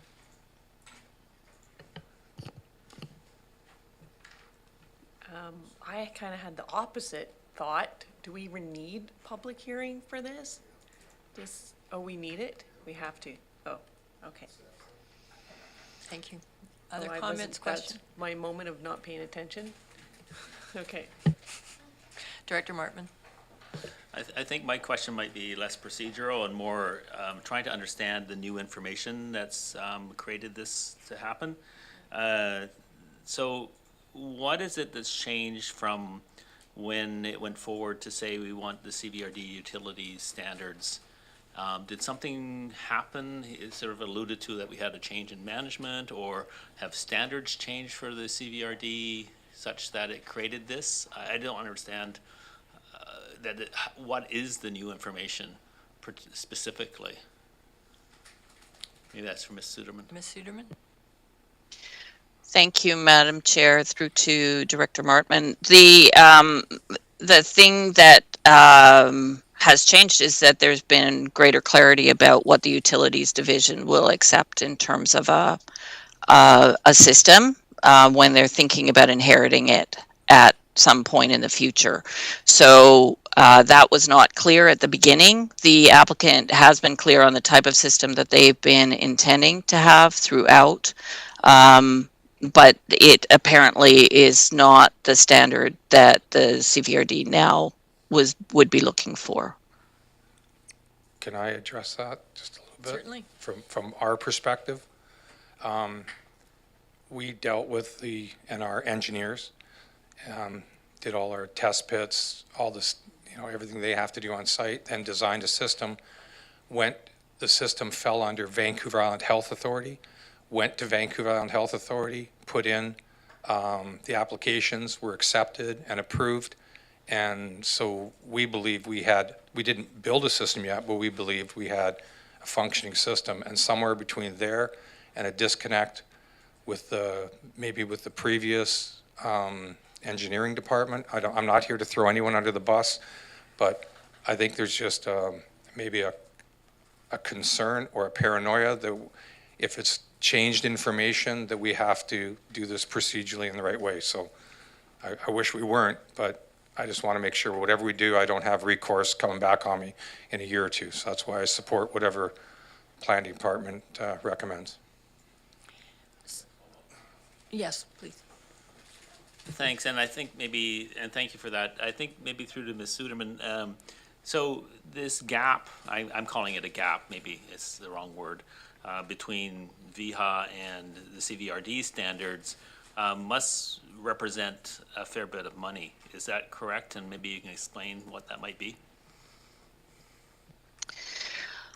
The CVRD's Utilities Division has stated that they will only accept a system that is built according to MMCD standards. So MMCD standards are the kind of sewage system that is extremely costly to build and manage and maintain. These types of systems tend to concentrate wastewater in large amounts and then treat them in large amounts and then have to deal with them in large amounts. There's new literature in the planning field that indicates that this is possibly not the most sustainable way to deal with wastewater. The particular conditions for this site with the very well-drained soils and gravel deposits on the site and so on, sandy deposits, indicate that a different kind of system, which is basically, you can strip it down to basically being a whole series of well-developed septic systems. Because of the cluster nature of the housing that's being proposed on the site, then each group of up to 20 homes would have their own little system, which would be drained to maintain the vegetation in between the different clusters. So it's a series of smaller systems, which I believe also for an organization like the CVRD makes no sense for us to take on to manage, because they basically don't need very much in the way of management. They are much more maintenance free than many, not entirely, but than many, and the nature of it means that there isn't concentration of wastewater that then requires highly technical systems to deal with them. Mr. Director Martman, please follow up. This is really helpful for me, so thank you for the explanations. The last one is sort of connecting the dot to the future. And what does this mean for 30, 40, 50 years from now, or maybe even less than that, where the CVRD could be asked to take this over? And how does that play out in the future if this goes ahead as proposed? Can I answer that, Bev, or is that you? I'm not sure who that question is directed to. I think that's directed to staff. I think that's really about the risk to the CVRD of not being able to take this over in the future. And if we will we end up with it landing on our plate anyway? And what does that mean? Maybe I would let the applicant take the first approach at that, and then I could respond later. I've been involved in the CVRD, North Cowichan and Duncan. I've been here for 55 years, but actively involved in construction for 45. I've been involved with probably close to a dozen private systems.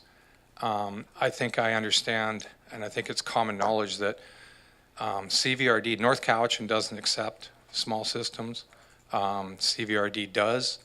I think the problem that is reoccurring is when you do a small subdivision or 15, 20, 25 units, and then you centrally locate all the effluent to one system, and then you try to treat all that system in a half an acre, you end up with a very complex system that leads to problems like we have down by the Tim Hortons in Mill Bay, has a problem and has had for 20 years. I'm intimately involved with that because I was the tenant there for years. I also did one up on Delume Road, which was 21 units.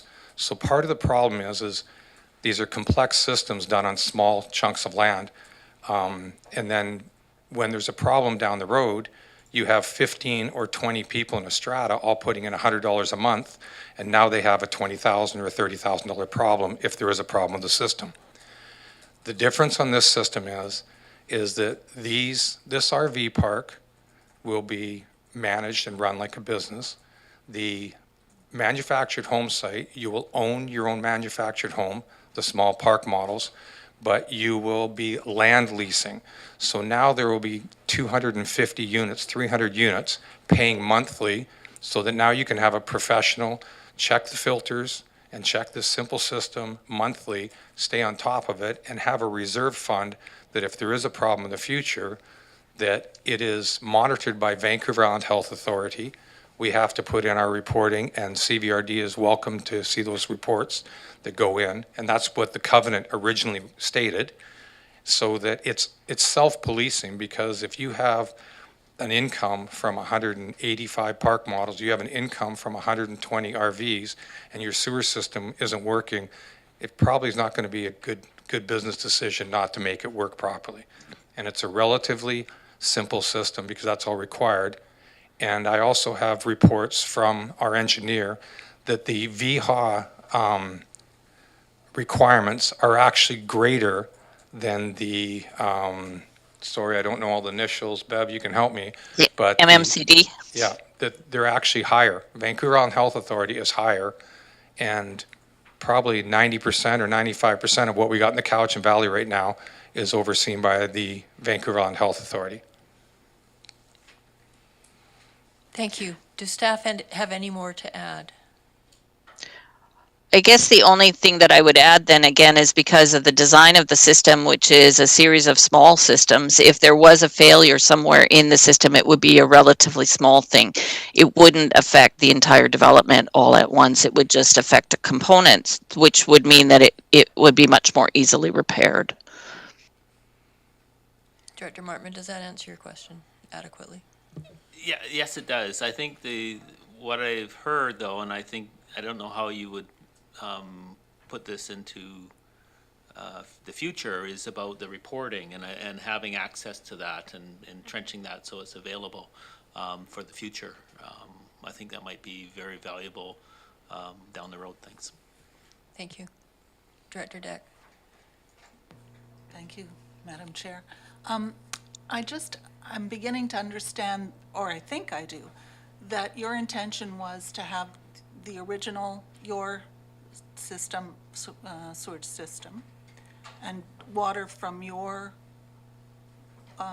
source, and that you would have gone on with that happily, but the CVRD needs to know that should the day come where you're going to request, or you might request them to take over the water and sewage, that it should be their system. I believe what the whole intent is that this is like a large, manufactured home site. So you're self-contained, and we have our own sewer and our own water. And I guess the concern is, as some small systems, as I've talked about, these 15, 20, and 25 units, there isn't the financial ability for a small lot subdivision to take over their complex systems. And many of these systems have, they're ultraviolet lights, and they have ozonators and oxygenators, and they're little space shuttles that they've designed trying to take care of 20 houses in a small system. The beauty of what we have is we are doing clusters.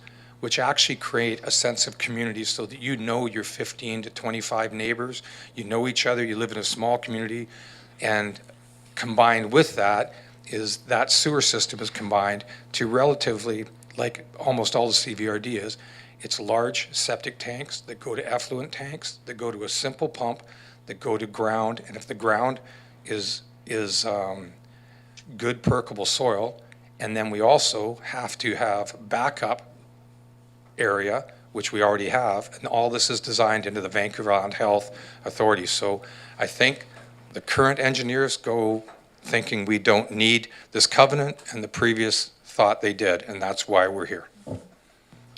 Director McClinton.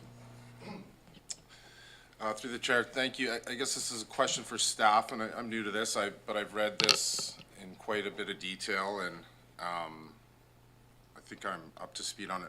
What are the implications for EBRD if this recommended resolution is not passed? What are the real things that happen next?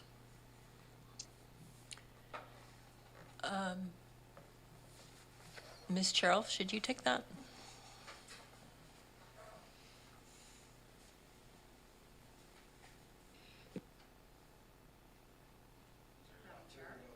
Oh, there we go.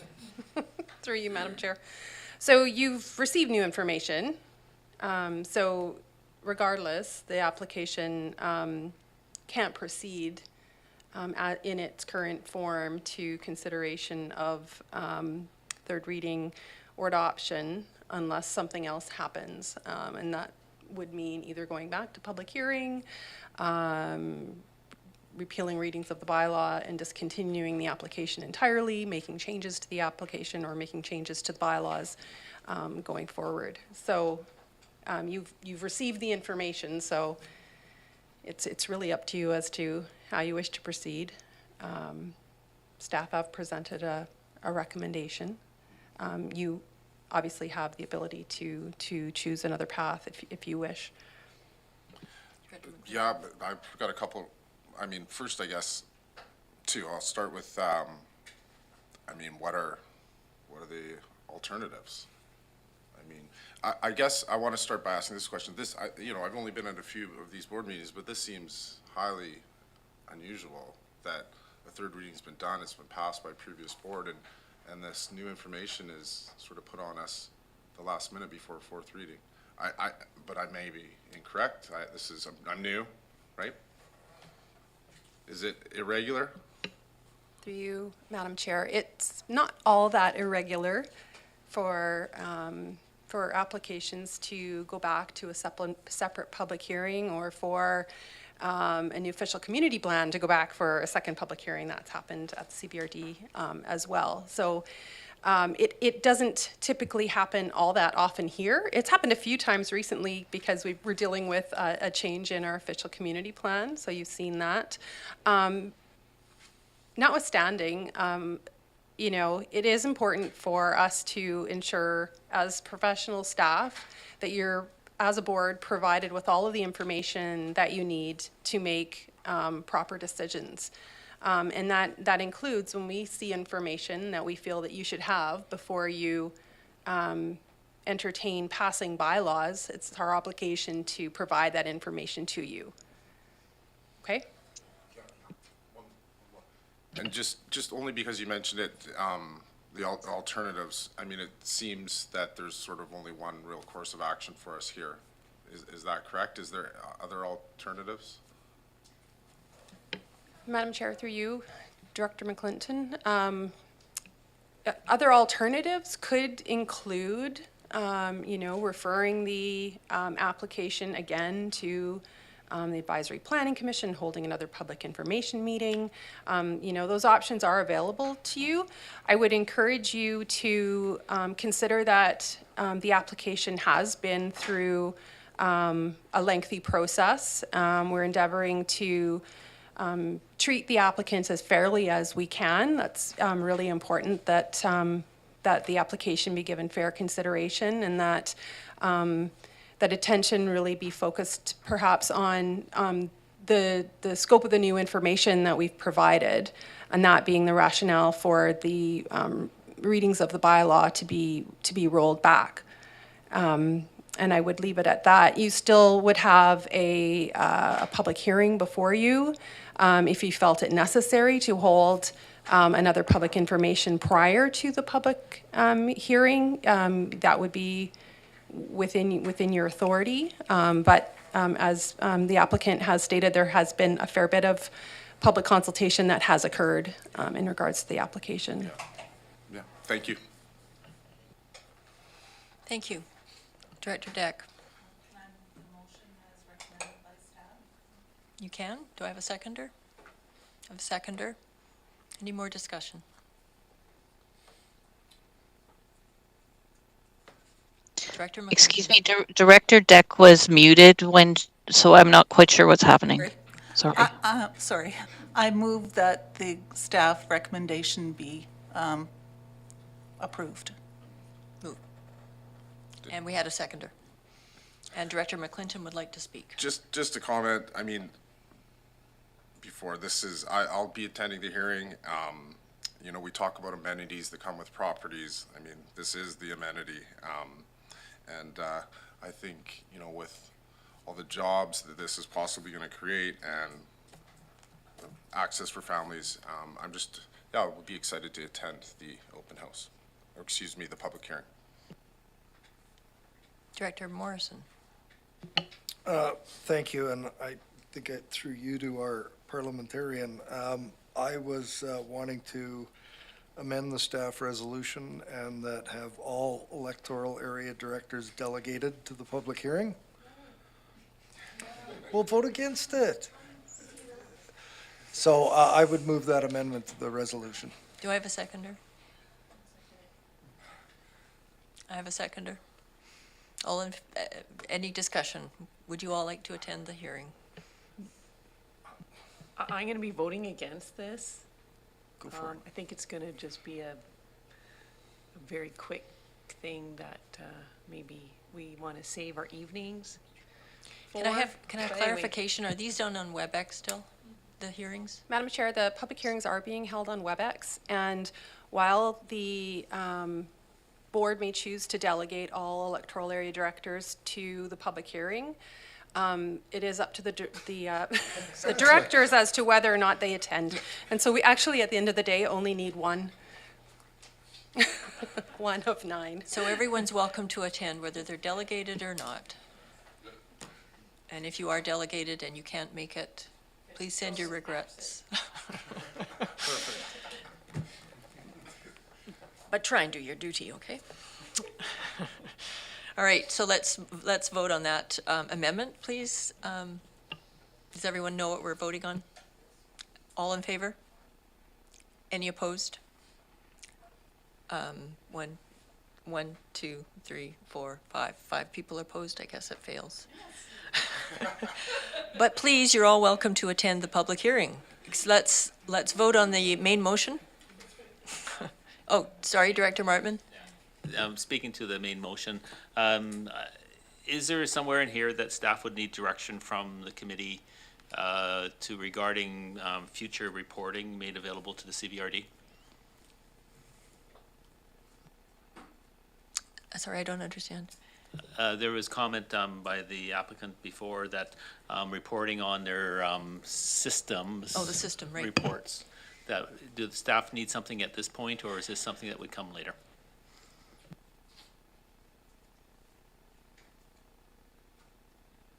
Which staff would like to answer that? I'll take it. Okay, great. Yeah.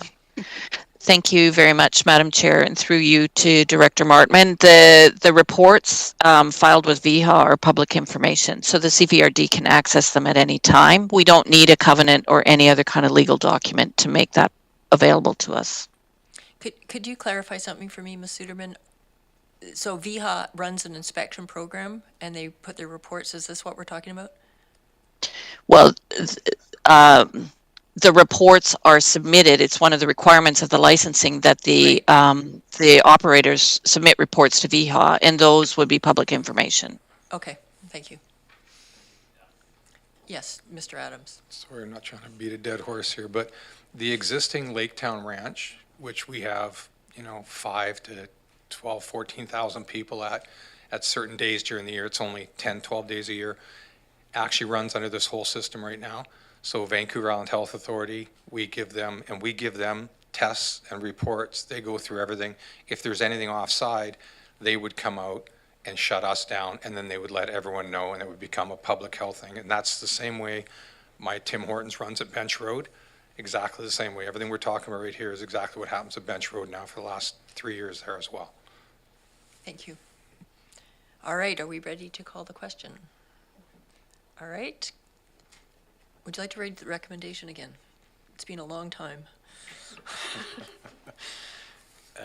That it be recommended to the board, one, that third reading of bylaw number 4429, electoral areas, official community plan amendment bylaw, Laketown Ranch, Telaglobe 2022, and bylaw number 4430, electoral area I, Yubo Mead Creek zoning amendment bylaw, Laketown Ranch, Telaglobe 2022 be rescinded.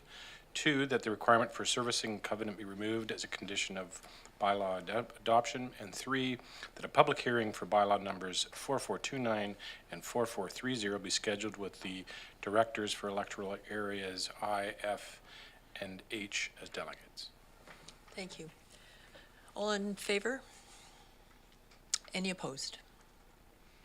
That was carried. All right. Thanks, Mr. Adams. Can I just ask one question, Madam Chair? For clarity, for the meeting with any directors or anyone that would like to come up, do I initiate that? Does it come through staff? How do we do that? Well, we can ask Ms. Suderman to organize it with you if I have enough people who are interested. Do I? Is everyone interested? Okay. Ms. Suderman, would you mind talking to Greg and providing some optional dates for when that could happen? Thank you. Thank you. Yeah, sunshine too, please. Madam Chair, just so that we're completely on side, I think there should be a resolution from the committee that staff be requested to organize a meeting for directors to attend a site visit with the applicants, with staff present. And I'd move that resolution. Do I have a seconder? All right, all in favor? Okay. No opposed? No. Did you get that? All right, moving on to our, would you like another break, a 5-minute break? Okay, 5 minutes, this time really 5 minutes.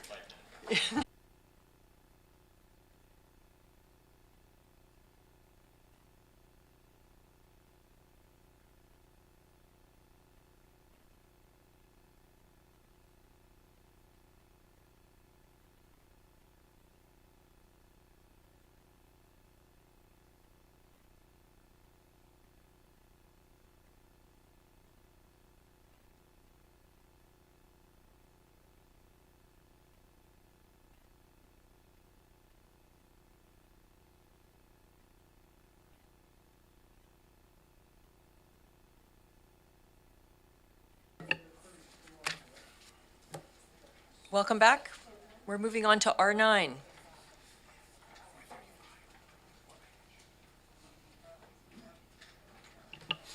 Thank you, Madam Chair. R9 is the report from Utilities Division with regards to gas tax community works fund, CFW, I think I have that right, 3.0, Douglas Hill, Carlton, and Fern Ridge Water Systems allocations, and SCADA software upgrade financing.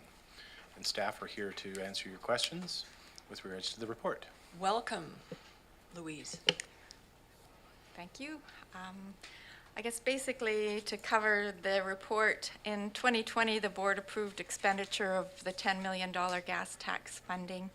60% went to the electoral areas individually, 30% went to asset management, and 10% was capacity building. We had several projects under the asset management.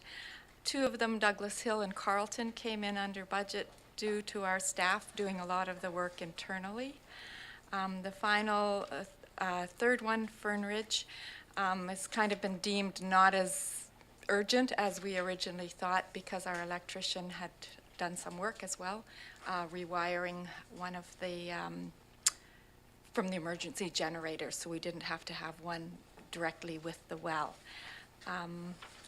So we're hoping to recoup the remainder money from this in the staff report, I've got 7 recommendations whereby we move the remaining portion of this funding to a SCADA project that all of the utility systems will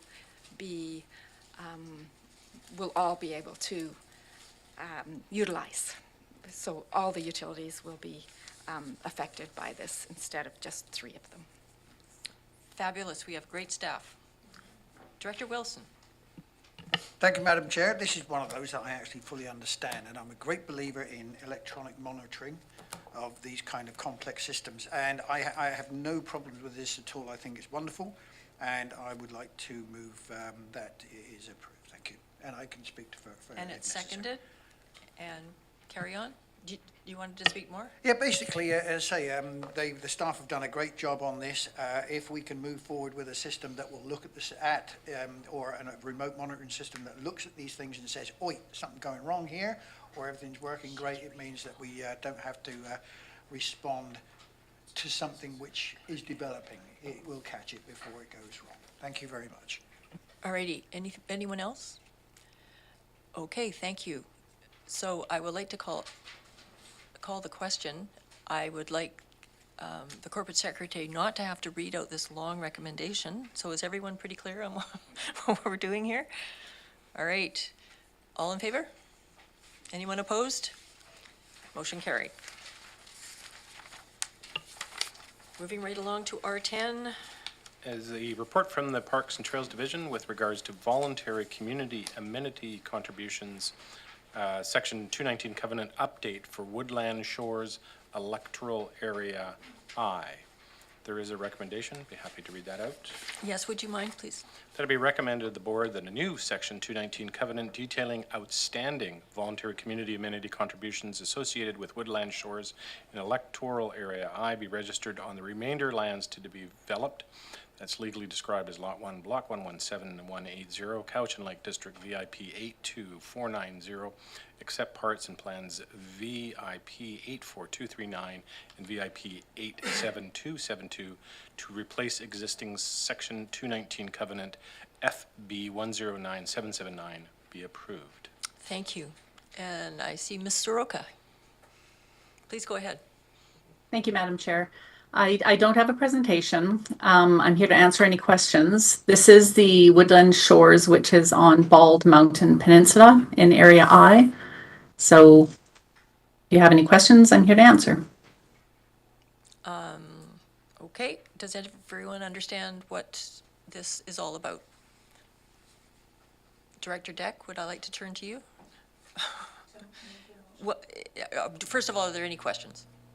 Director Morrison.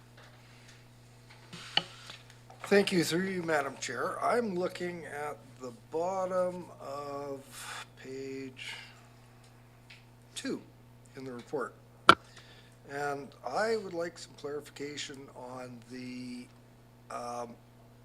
3 bullets that seem to provide for cash in lieu as an alternative. I see that phrase used 3 times. So I'm just, I would defer to the director for the area if this is something that is a new direction for electoral area I and maybe other electoral areas around the table. But I'm really reluctant to have developments that have agreed amenity concepts in their initial adoption. And to have that, whether they be inconvenient or difficult to deliver or any number of reasons, be able to default back to a cash in lieu, as opposed to what was initially planned. Now, there's a lot of folks up in Woodland Shores, and I happen to be able to see it from down the end of my street, and is this something that there should be a little bit more discussion of? So through to staff, is this creating a default where we go to cash in lieu and it goes into the community parks capital account for future purchases, amenity, or asset replacement, that sort of thing? Thank you, Madam Chair, through to Director Morrison. In this case, because we are doing a replacement covenant and it's going to be registered over the remaining portions that are left to be developed, because we don't know the time frame of when this will occur, we're basically leaving it up to the decision of the board at the time. It could be 2 years, 5 years, 10 years, that at that time the community may decide that there's enough parks in the area and that the amenities that are provided in the south, the Stoker Park in those areas, that is sufficient for them, and that they might not feel that they need a new park up in the north end. So it's basically leaving it open at the time that the board could decide, okay, well, we will take the cash in lieu of these amenities, and then that can be used in the area for additional parkland amenities in some of the other parks. So it basically leaves it up to the board at the time that if there's more parks required, great, we'll build that park. If not, it will be a cash in lieu. Okay. I'm going to quote somebody sitting behind me who gets up just about, well, maybe not every meeting, and says, "Mr. Chair, where's the amenities?" So I'll stop there. Thanks. Before I go to Director Deck, I'd like to ask a question. My question is, what was it? Okay, I better go to Director Deck. My understanding is the board of the time, whether it be now or in the future sometime when the development is going ahead, that it's still up to the board to decide whether it be cash in lieu or the actual amenity itself. If I'm wrong, then I would have some questions as well. Thank you, Madam Chair. Yes, that is correct. That is the way it is laid out in the covenant. So my question is, I've remembered, do we have an up-to-date master plan for parks in this area? And would it be advisable for this to go to the Parks Commission?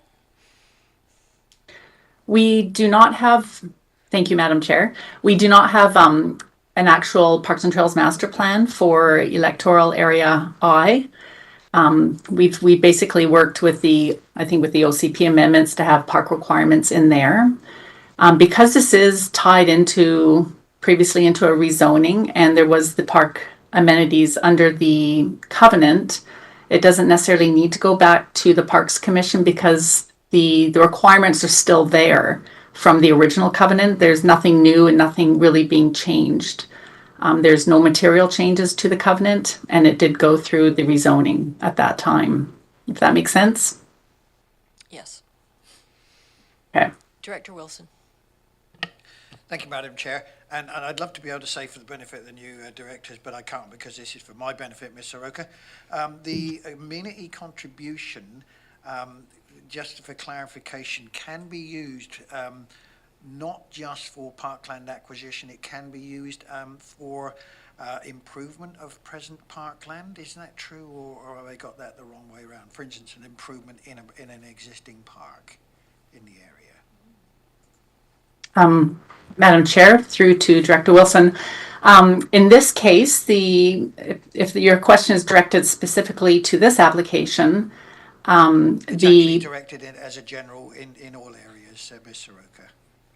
Okay, well, the voluntary amenity contributions that are tied into a rezoning, depending on what the contribution is, if it's to build something, it can be used to either build an amenity in a park, it could be cash for some reason, or it could be land. So there's a variety of different things. Yeah, and if it's cash, can that cash be used to improve an amenity or to build an amenity of the area director's choice? And that is a decision during the rezoning. So that would be tied in, and we usually tie those into a covenant, just so it's clear. Yeah, that's great. Thank you. Director You're McClinton. welcome. Through the chair, to more of a comment, just sort of following up on Director Morrison's comments. I'd be pretty hesitant to sort of put an overarching motion forward. In Area G, we have a beautiful area, Stocking Creek, and there's hopes that that creek can be extended and down to the ocean. And I get the sentiment of wanting to make sure we're adding parkland, but I think we've got some pretty good PACs, and I think this is kind of one of the last vestiges of local areas, and sort of leaving it to the people to decide what's best for them. I mean, I am all in favor. It should be going to park amenities, but I just think there needs to remain a little bit of flexibility there for some people.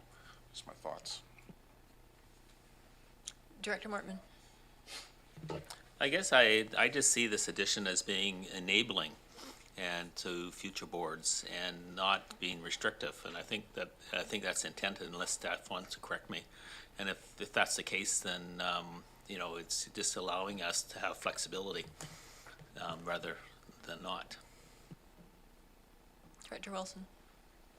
Yeah, thank you, Madam Chair. And that was the intent of me asking the question, actually. I'm glad you brought that up, because I have an idea that I would like to make some quite major changes or additions to a small area within the Cobble Hill Village area there, which would render the cenotaph a lot more visible, so that we remember what we're doing here. The question is, of course, where do I get the money?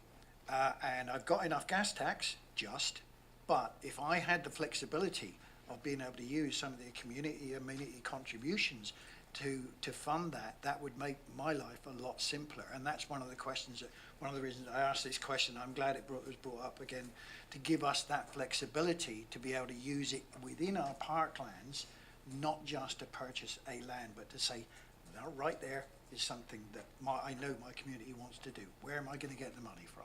Thank you. All right, Director Deck, what would you like to do? I'd like to have the motion move ahead as the staff have recommended. And you move that? And do I have a seconder? I have a seconder. Any more discussion? Director Morrison. Yeah, question through to staff on bullet number 2, and this is, I think, kind of timely. It's the same bullet in the 3 bullets I was talking about earlier. That's the provision for cash in lieu as an alternative to constructing Mead Creek separated walking trail if the separated roadway pathway cannot be completed due to unresolved issues with respect to road alignment and MOTI approvals. That sounds like it'd be a real tough one. But that's what has been developed as the active transportation. So my question would be, is there a formula that would be applied to a project like that that would give us an approximation of the cost of design, engineering, acquisition, construction, finishing of a trail? And how would we determine what that cash in lieu component would be? Because I think a roadside separated pathway is something that we'd all strive to get, and they're very expensive to produce. So would we be getting a full cash value of something like that, and how would that be determined? Thank you, Director Morrison. That would be something that we would have to work with the developer to come up with a third-party recommendation. So we would they would have to basically put together some form of a feasibility to come up with a type D or whatever cost for the trail. But I think the issue here is not necessarily just building it within the right-of-way. It's just the right-of-way is in a difficult location, so it probably might not happen. So basically, I think we just need to get a third party to go in there and determine a cost. And I don't know what that answer is right now. And It's just one of those next steps that we're going to have to work on. Director Acton? So this is presented as very like cut and dry on one side, and then on the other side, it's like that I can see that maybe, you know, we've seen things in the past, so I'm just looking to the future. Could this turn out to be not the best decision? And I think that's a possibility. And so with that possibility, I think the person who's going to suffer here is the community. And so, or people. And so I would really like to see this be referred to the Parks Commission before making any kind of decision. And if that's not going to happen, I'm going to have to vote against this today. Can I turn to the corporate secretary and ask you if we can do a referral motion when another motion's on the table?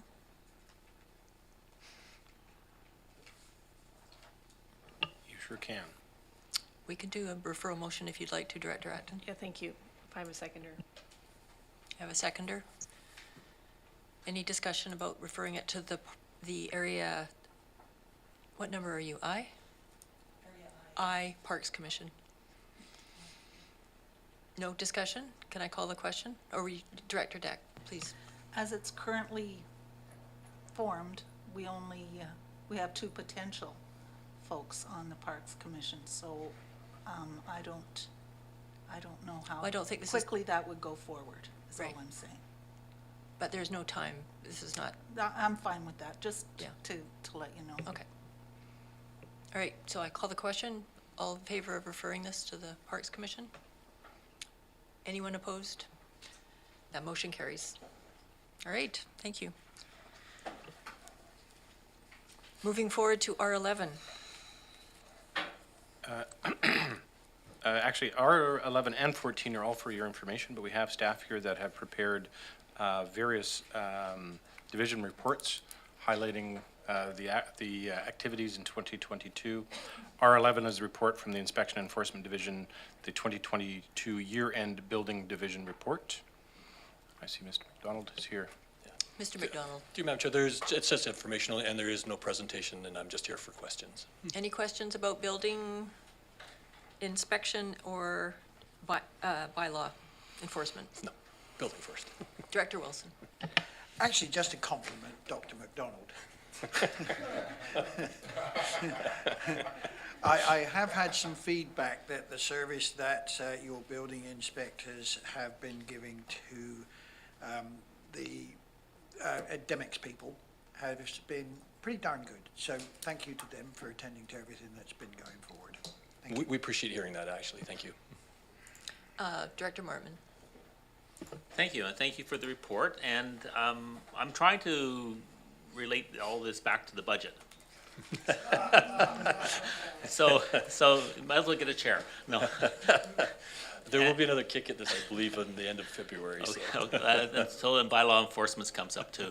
And I guess the one thing I see the bottom line for the total for all electoral areas is a little over $100 million.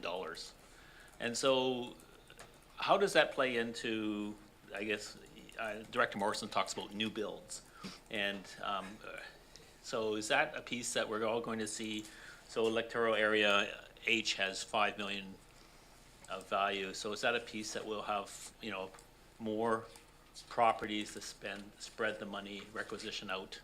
Is that how it happens? Or I'm asking should I be asking? Through you, Madam Chair, I'm not sure I fully understand the question. It might be a question for finance because I think it is. It comes into us as a whole, so we don't spread it out to electoral areas. It's for. And you will find that actually electoral area B, your neighbor right there, probably pulls in the bulk of some of the. Look at although that, not $20 this million. Year, Okay. Director Morrison.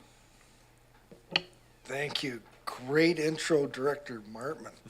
I'm just looking at the numbers, and once again, Area F is bringing up the rear with about 3% of the overall building permit activity. And when I go to, I think it's Schedule J, you know, and I recommend everybody go and take a look at this. I think our contribution to this service, excluding permit fees, is about 8% of the budget. So there's been that inequity. I think building inspection is hugely important, and actually, looking at this, electoral area B pays about 23% of it, which I think, if I go back to that presentation, no, I've gone to the wrong one. They have the lion's share of the activity. So it's, we all contribute our requisition dollars to these, and thank goodness we have good permit fees coming in. But you know, I'd like to see us be able to, I think, have a little more rationalized percentage of the business that we do relate to our requisition. And maybe that'll help Director Acton feel like it's a little bit fairer in how the costs are distributed amongst the participating jurisdictions. That's it, thanks. Thank you. And Director Acton? Thank you, Mr. McDonald. I guess I have a few questions. Area B still has, or it says yearly soil permits 8. Does that mean That's open next or? report. Oh, okay, sorry.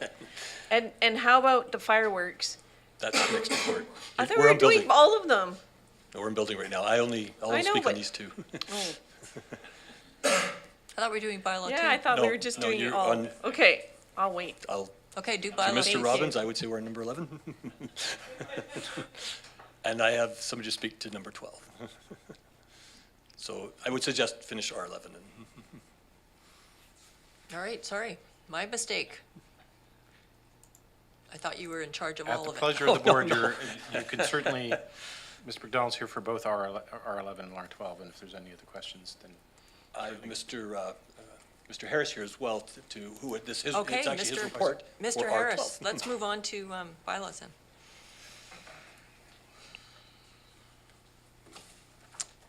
Yeah, so you have the report, and I'm here for questions. Any questions about bylaws?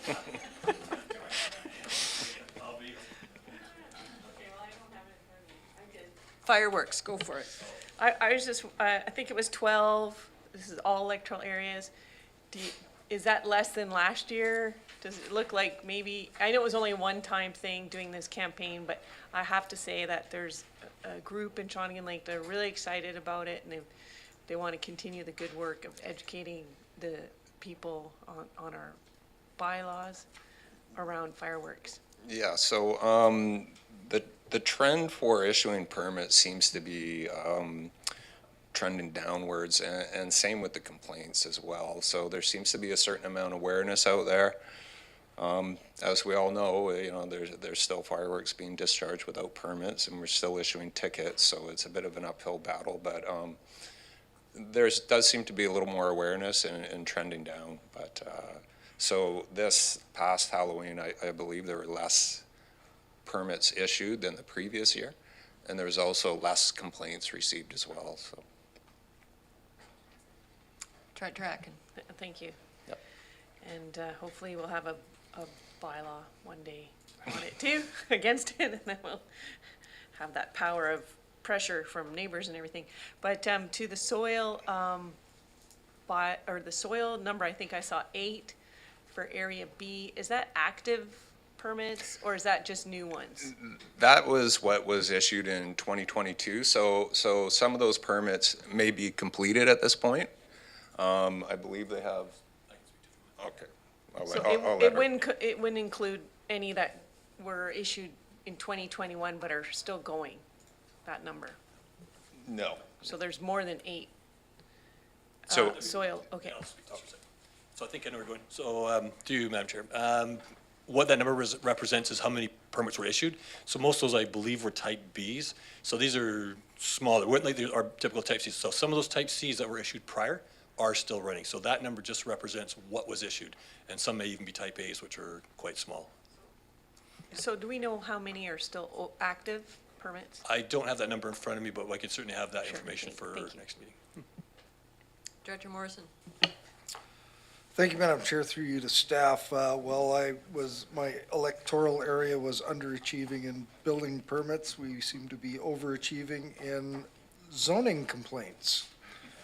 Number 2 out of all 9 jurisdictions. Can you give me a general sense of what the zoning infractions and complaints have been, knowing you don't want to get into specifics? Yeah, so generally, as it's stated, I believe in the report, it's illegal accommodation and dwellings, and mostly to do with that. There are some home-based business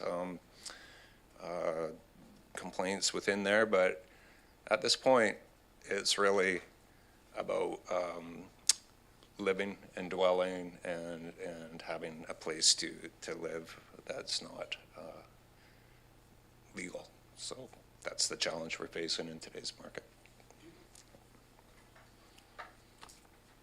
I'd be interested in understanding what the strategies are for helping people come into compliance on those tiny home issues. Well, yeah, that's it's not easy. I mean, we're dealing with people living in their vehicles in our parks, and we're fortunate enough that we have some resources to present to them through the different ministries that we can say, hey, give this person a call.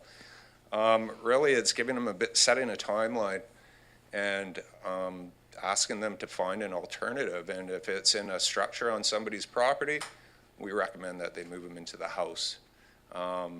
If it's an illegal suite, it may be time to attempt to legalize the suite. If you're in an RV, maybe consider getting on a campground list. It's tough. It's difficult. We're pushing the problem around. Yep. And that's what we have to work with right now. So, yeah. Thank you. Yeah. Any other questions, Director Martman? Thank you, and thanks this time around. You got the little X marks right. You got 13 in my area. You would be able to count those up, and they will. Yeah, unlike Area B that you just can't. They're all pink and blue blurred together, causing trouble. And we're really underperforming in the dog department. But what I'm curious about is that when you go to the animal control report, we seem to have a number of dogs impounded. So how do you get from the animal control report onto this, or are they completely separate? They are separate. Our animal control is contracted to a private contractor who track their own calls for service, and they maintain their own stats through their pound. So that is information that they will submit to us on a monthly basis, and we request it a year end, so you'll see that. And if dogs are being impounded, they're probably out wandering around and nobody knows exactly where they came from, so they transition to the pound and then usually find their way back to their owner after that. So. And so the ones that make it on this chart for the bylaw enforcement, are they something that you deal with specifically then? Yeah, so in that situation, our animal control officers hit a bit of a roadblock, and it becomes a bit more of an issue. It could be an aggressive dog where they're considering some type of action, ongoing barking complaints that don't appear to be getting resolved. So they will come to us for a little bit of high-level collaboration, and where we will become directly involved as officers, and we will actually be speaking to dog owners as well and trying to bring them into compliance. So it's a bit of a joint effort, and that's what's reflected in that dog category. You have your animal control contractor doing their thing, and they deal with a lot of complaints, and then things that they bring to us for assistance to help resolve. So. Well, I just wanted to give a shout out and thank you all for the work that you do in your department, because, it's very important to my community. Thank you. Appreciate that. Thank you. Director Wilson. Yeah, thank you, Madam Chair. I would not like to be in enforcement of any kind. I've done it once on a golf course, and keeping them under control is bad enough. But I think one of the points that was brought up there was the problem of people who are living in their vehicles And this is becoming a greater problem all the time. And these are normally ordinary working people who basically have nowhere else to go. And the thing they have to do here is try and find a solution that is practically impossible. And this ties it back into, I'm not using this as a so-called segue or anything like that, but in a lot of cases, they've been forced out from where they were living before because of rents and this, that, and the other. And everything we do at this table, with budgets and everything else, there will affect rental and everything else that goes with it, which is why bylaws have to deal with things like that. So basically, I'm saying you do a great job. I don't envy you one little bit, but we need to look very carefully at what we're doing to try and look after these ordinary people as well, who are actually working and doing the best they can. Thank you. Right, I have a quick question about smoke. Sure. So it has bothered me for a long time that we know smoke is a real problem in this valley, and we do not have harmonized bylaw with the other munis, which means that there's different rules for different residential people, and the rules on agricultural land and forestry land are out of our control, and they are different as well. Can you comment on ways that we can start to try to address this? And maybe this is Mr. McDonald's. He might want to weigh in. Yeah, I mean, as some of you will know, we were in an airshed roundtable the other day, and this type of thing was discussed. And really, this is an issue. You have an airshed. We all share that airshed. Takes all the jurisdictions within that airshed and member municipalities and all players to really make it happen. So one thing we find is we can address these backyard burns within the CBRD to deal with what we need to deal with. But when you have outside sources from beyond what we're dealing with, it's a bit of an uphill battle because that smoke will infiltrate the valley. So really, it's about, I think, collaborating with our other municipalities and the First Nations and even the farming communities. We recognize the right to farm. What we'll typically see on maybe a farm burn that could be not so great is just the fact that they chose to burn on a poor venting index day, which will compound that.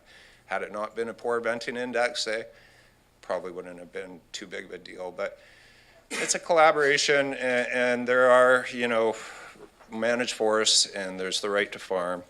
But I think if we can provide alternatives to the residents to burning, such as chipping, hauling, and facilitate or incentivize that, then it's going to take a bunch of little steps to kind of get there, and we all kind of got to be on the same page. So. Yeah, I just find it really hard to explain to my community about the rules, and they just laugh because we're in a farming community, and right now I've got 4 huge piles, a couple of properties over from me, that have been burning now for, the week. And it started out good venting, but it's not good venting now. Absolutely. We're fully, aware of that, and we recognize that. And that's something that's just beyond local government's control at this point. It's from a provincial authorization. And really, the communication would have to start with the province and, the Ministry of Agriculture and whatnot. So. Well, are they involved in the roundtable? How do we get the message back to them? I've been to the roundtable every year for the last 10 years, and I believe they may have had representatives in the past, and it's something maybe that the facilitator should attempt to reach out and have some representatives attend. And I can say, as far as the managed forest burns, there have been, Mosaic has been, at the airshed table with us and this and that. I can't say there's been a minister, somebody from Ministry of Environment, even though they've had their enforcement officers there, conservation officers, et cetera. But I think it's getting these key figures to the table to discuss it. Yeah. Thank you. Yeah. Director Morrison, did you have a comment?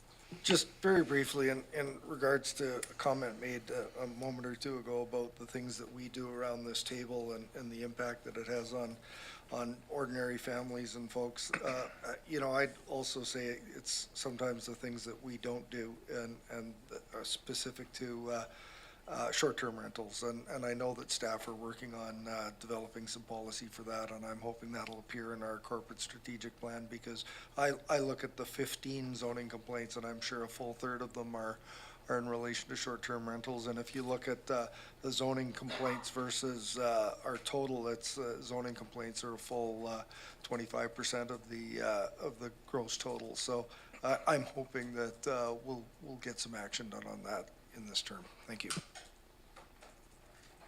Thank you. Anyone else? All right, thank you so much. Moving on to R14. Did we do R13? We did, oh, no, we didn't. We missed R13. I have it Report from the circled. Planning Strategic Initiatives Division with regards to the 2022 Year Planning Strategic Initiatives Division report. We have Ms. Pressman. Welcome. Thank you. Is my mic on? Yes. Sure. Yep, Okay, that's on. there we go. I'm here to answer any questions. I just also wanted to point out, sorry, are we on strategic initiatives? I'm sorry. Coralie, I saw think just I- briefly Is Coralie there. there? I saw I'm Coralie next. online, so yes. Okay, well, why don't we do you first, and Coralie, can you hang on a second? Okay, we'll do R14.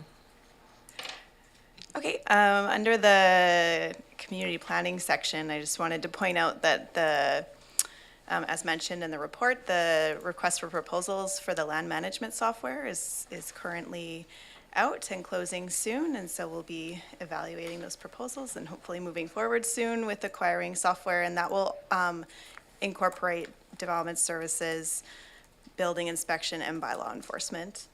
And we'll also be bringing back a report to committee on some of the other activities that we've been implementing under our development services modernization process. Thank you. Questions? So I have a question. When are we going to get the report on the zoning modernization? I believe the report with that work plan will be on the March 1st Okay. EASC. And can I also ask another question? We had a huge backlog a couple of years ago, and I'm wondering how we're doing as far as keeping up with things now. Now that we have all new staff. Yeah, we have had a lot of changeover in staff, some changes in regulations and development permit area guidelines. So I believe that we've been approving a lot of applications, also receiving a lot of new applications, as you can see. We've also been closing some inactive applications as well, that were received in some cases several years ago. Okay, good. Any questions? Director Acton. Yeah, so my question was kind of around that. I see that there's, last year's like 136 applications that you work through, and obviously development permits are the biggest. And I'm wondering, do any of them stand out as being like a real kind of like clogger of the system? It takes a lot of time and energy and effort. One that comes up a lot is work within riparian areas, and specifically ones that come up through bylaw complaints, and working with those property owners on compliance, and also coordinating with various other government bodies on those as well. And so those can take some time, especially when they require other approvals from other levels of government. So we're working on a new, we're working on some updates to the development permit area guidelines that were adopted last year. So those will be coming forward soon as well. And then we're also developing an enforcement policy specific to riparian areas. So coordinating with bylaw enforcement on that. And as well in the zoning, in the new zoning bylaw may also address some things that come up with work or construction in adjacent to riparian areas. Great, Director Wilson. Thank you, Madam Chair. With the Development Services Modernisation Programme, the management software there, do I take it from that there's more than one system out there, or is this? There are several vendors. Oh, okay. Okay. Yeah. Each with their own customized program. They each have their own program, and each of them are, they're required to meet the standards and regulations for operating this software in BC. We did have, through the process of developing the RFP, we did have some demonstrations from 4 vendors. Good. Thanks very much. Good luck with that one. All right, so we move on to strategic initiatives. Thanks, Ms. Pressman. Ms. Breen, you're on. Good afternoon, directors. Good afternoon. Any questions for Ms. Breen? I thought it was a really good report. Okay, thank you. I'm so excited about our open houses coming up.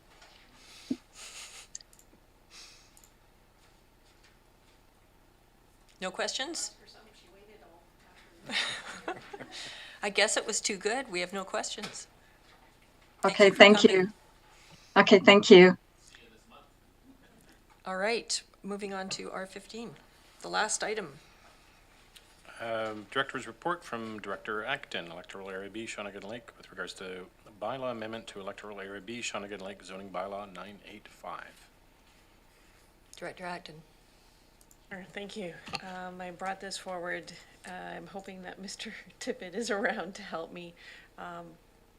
The reason why I brought it forward is it's kind of a loophole that exists in Area B zoning, but the thing with Area B, it also crosses over onto the other side of the Coxsila. And so that's where we're seeing people take advantage of this zoning, that allows them to create a subdivision. As we hear many times around this table, the Coxsila is really stressed, and that's not necessarily something that complements the community plan on that side of the Coxsila. So I brought this forward. Area E has done the same amendment, and it was done, I forget when I said it was, in 2021. And so I was looking for the same thing, but I spoke to Mr. Tippett before and after this report that perhaps he had I don't think he's here, but yeah, so I think he had a different suggestion of how to accomplish this. So I would just look to the committee to support this going, well, I guess Ms. Truff has a comment, but maybe just supporting this be sent back to staff to accomplish this goal. Ms. Cheryl. Madam Chair, through you to Director Acton. So Mr. Tippett's unable to attend to the meeting today, unfortunately, but my recommendation would be that if you want to see some changes made to the bylaw, that the director's report be referred back to staff, and that staff provide a report to the committee that outlines the implications for amending the bylaw. Thank you. And I would be interested to know if this is an issue in any other areas. Madam Chair, my understanding is that this provision does exist in multiple bylaws, and so if it was the will of the committee, staff could certainly look at all of the bylaws and the implications to changing all of the bylaws. Great. All right, so what is the pleasure, Director Atkin? For sure, I would like to send this back to staff to amend this bylaw in whichever way they suggest. And I'm happy to include other areas if no, oh, you don't want it. Okay, so maybe it's just Area B. Yeah. All right. So, Director Segal?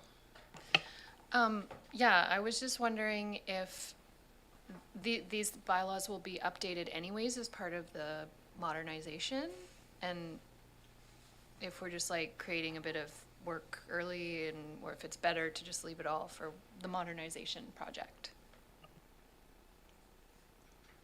Director, Ms. Cheryl. Madam Chair, if it's helpful, you could, defer consideration of the report until you receive the scope of or the proposed scope of work for the zoning modernization project, which, as Ms. Pressman noted, should be coming in early March. That would be an option. The other option, as I noted previously, would be simply to refer the director's report to staff to report back on implications, not necessarily to suggest what the bylaw amendments might be, but just to provide some implications. I understand that Mr. Tippett has some strong opinions on the topic, as you can imagine. Director Morrison? Yeah, I've got some strong opinions on the matter too. This is a provincial regulation, as I understand it. It occurs all across the province. There are areas that do have larger lots that the subdivision by road or another parcel isn't an issue. There's adequate water supplies and places for sewer septage distribution. It's certainly not a one-size-fits-all for all jurisdictions, and I think that from my understanding, most of the development community has already picked up on a large majority of those that are available for subdivision and development as a result of subdivision by road or another property. So I don't think this is nearly as big an issue that would need to be necessarily incorporated in a region-wide zoning or OCP. So I'd like to sit back and see what the results of study in specific areas are. I don't think this has big application in my electoral area. Thank you.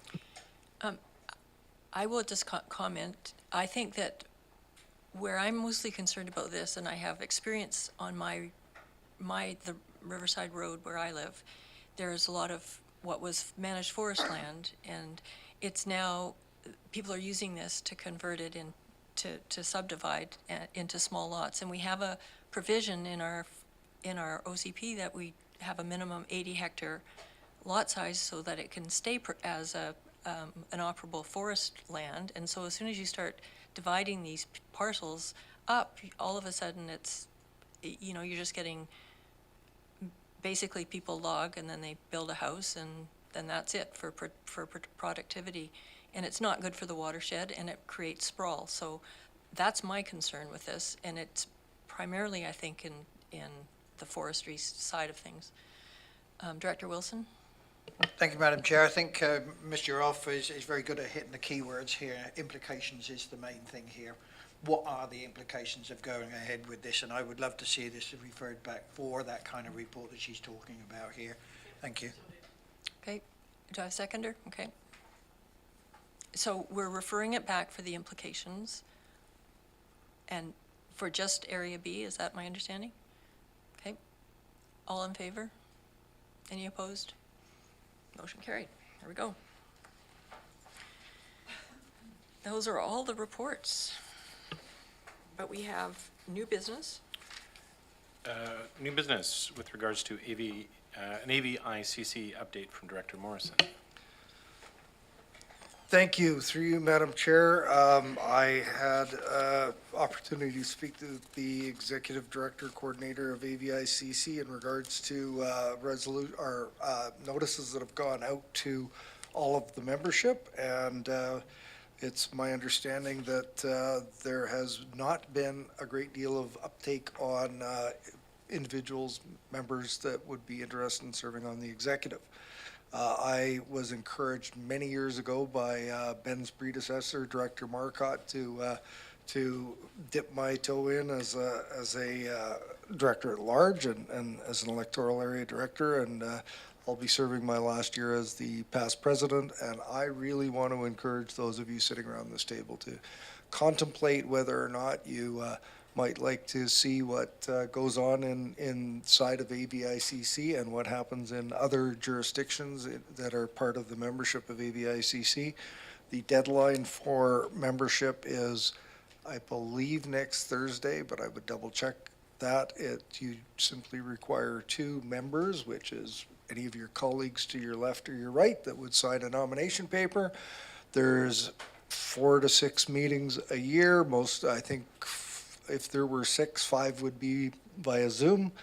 The organization is involved in the creation of the annual convention. They're pursuing advocacy role around possible virtual lunch and learns and the like, and it was a very valuable experience from my perspective, and I'd encourage any one of you around the table, brand new or not, to contemplate whether or not you'd be interested in extending your skills to the aid of all of the electoral area directors and municipal directors in AVICC. So with that, thank you, Madam Chair. Thank you, Director Morrison. All right. What are the roles that aren't meeting people? If I may, there's table officers, which include, well, past president will be the president currently sitting if she doesn't run, president, first vice, second vice, and then I believe there's 4 directors at large and an electoral area specific rep. The electoral area specific rep must be an electoral area director. All of the other positions are open to both municipal and electoral area members of AVICC. Okay, moving on. You're moving on to question period. Opportunity for anybody to ask a question through the chair. We don't have everybody online, but. Madam Chair, may I just make some comments for CR Act on the soil dumping, because we have the update on that. And there's 1800 Souk Lake Road, still has a permit, they're working. We had a complaint this morning there. Dave Hull's place, that's Cosby's place, just after you get past the South Shawnigan Station. He has 3 permits that are still active, and they're hauling. Ferguson has 2 permits, and he's hauling. Bamerton is a disaster for the hauling, and they have their permit for years to come. Point of order, Madam Chair. Mr. Evans, Yeah. maybe you could update Director Acton offline. Okay. Do you have any questions? Yes, I do, Madam Chair. Questions on giving out letters of credit for park money. It seems to me that we've given out letters of credit before, and they don't get paid for years and years. And through inflation, we lose out on a lot of value, I think, don't you, Madam Chair? I don't understand what you mean by letters of credit. That is where amenities come from putting in parks. Oh, okay, right. Or it could be developments. And then we have the people, the developers come to the board and they plead that they're broke, and they ask the CVRD to take back a letter of credit. And there's no time limits on a lot of these. So we can end up for years and years and probably never ever see that money. So I don't think the CVRD should be giving out those letters of credit. Do you, Madam Chair? I will investigate this with staff and get back to you, Mr. Evans. Madam Chair, on today's meeting, I noticed that there were budgets mentioned, and I've been asking for this board to pass a letter or a motion to move on something, and I looked at one of my old CVRD agendas, and the motion to move was written right on there before new business. Can we get a motion to move put back on the agenda like it used to be? I can bring in an agenda if you want to see it. Maybe we could talk to the corporate secretary about what that means, what that is involved, and have a discussion there. It probably would be related to our procedures bylaw, so. And Madam Chair, may I ask for one of the members here of the committee to have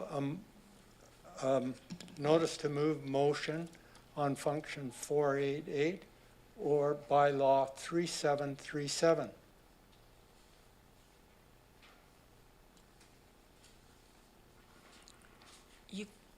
Your question was, can you ask someone to do that? Yes, through you to the You are more than directors. welcome to ask people to do that. I can't make them do that. I didn't ask you to make them do it. I asked you, would you ask them if one would make a motion? No, I won't, Mr. Thank you Evans. very much, Madam Chair. Any more questions? All right. There is nothing to go into closed session, so the last thing on your agenda is to adjourn. Motion to adjourn. I have a motion to adjourn and seconded and all in favor. Thank you very much for coming, everyone.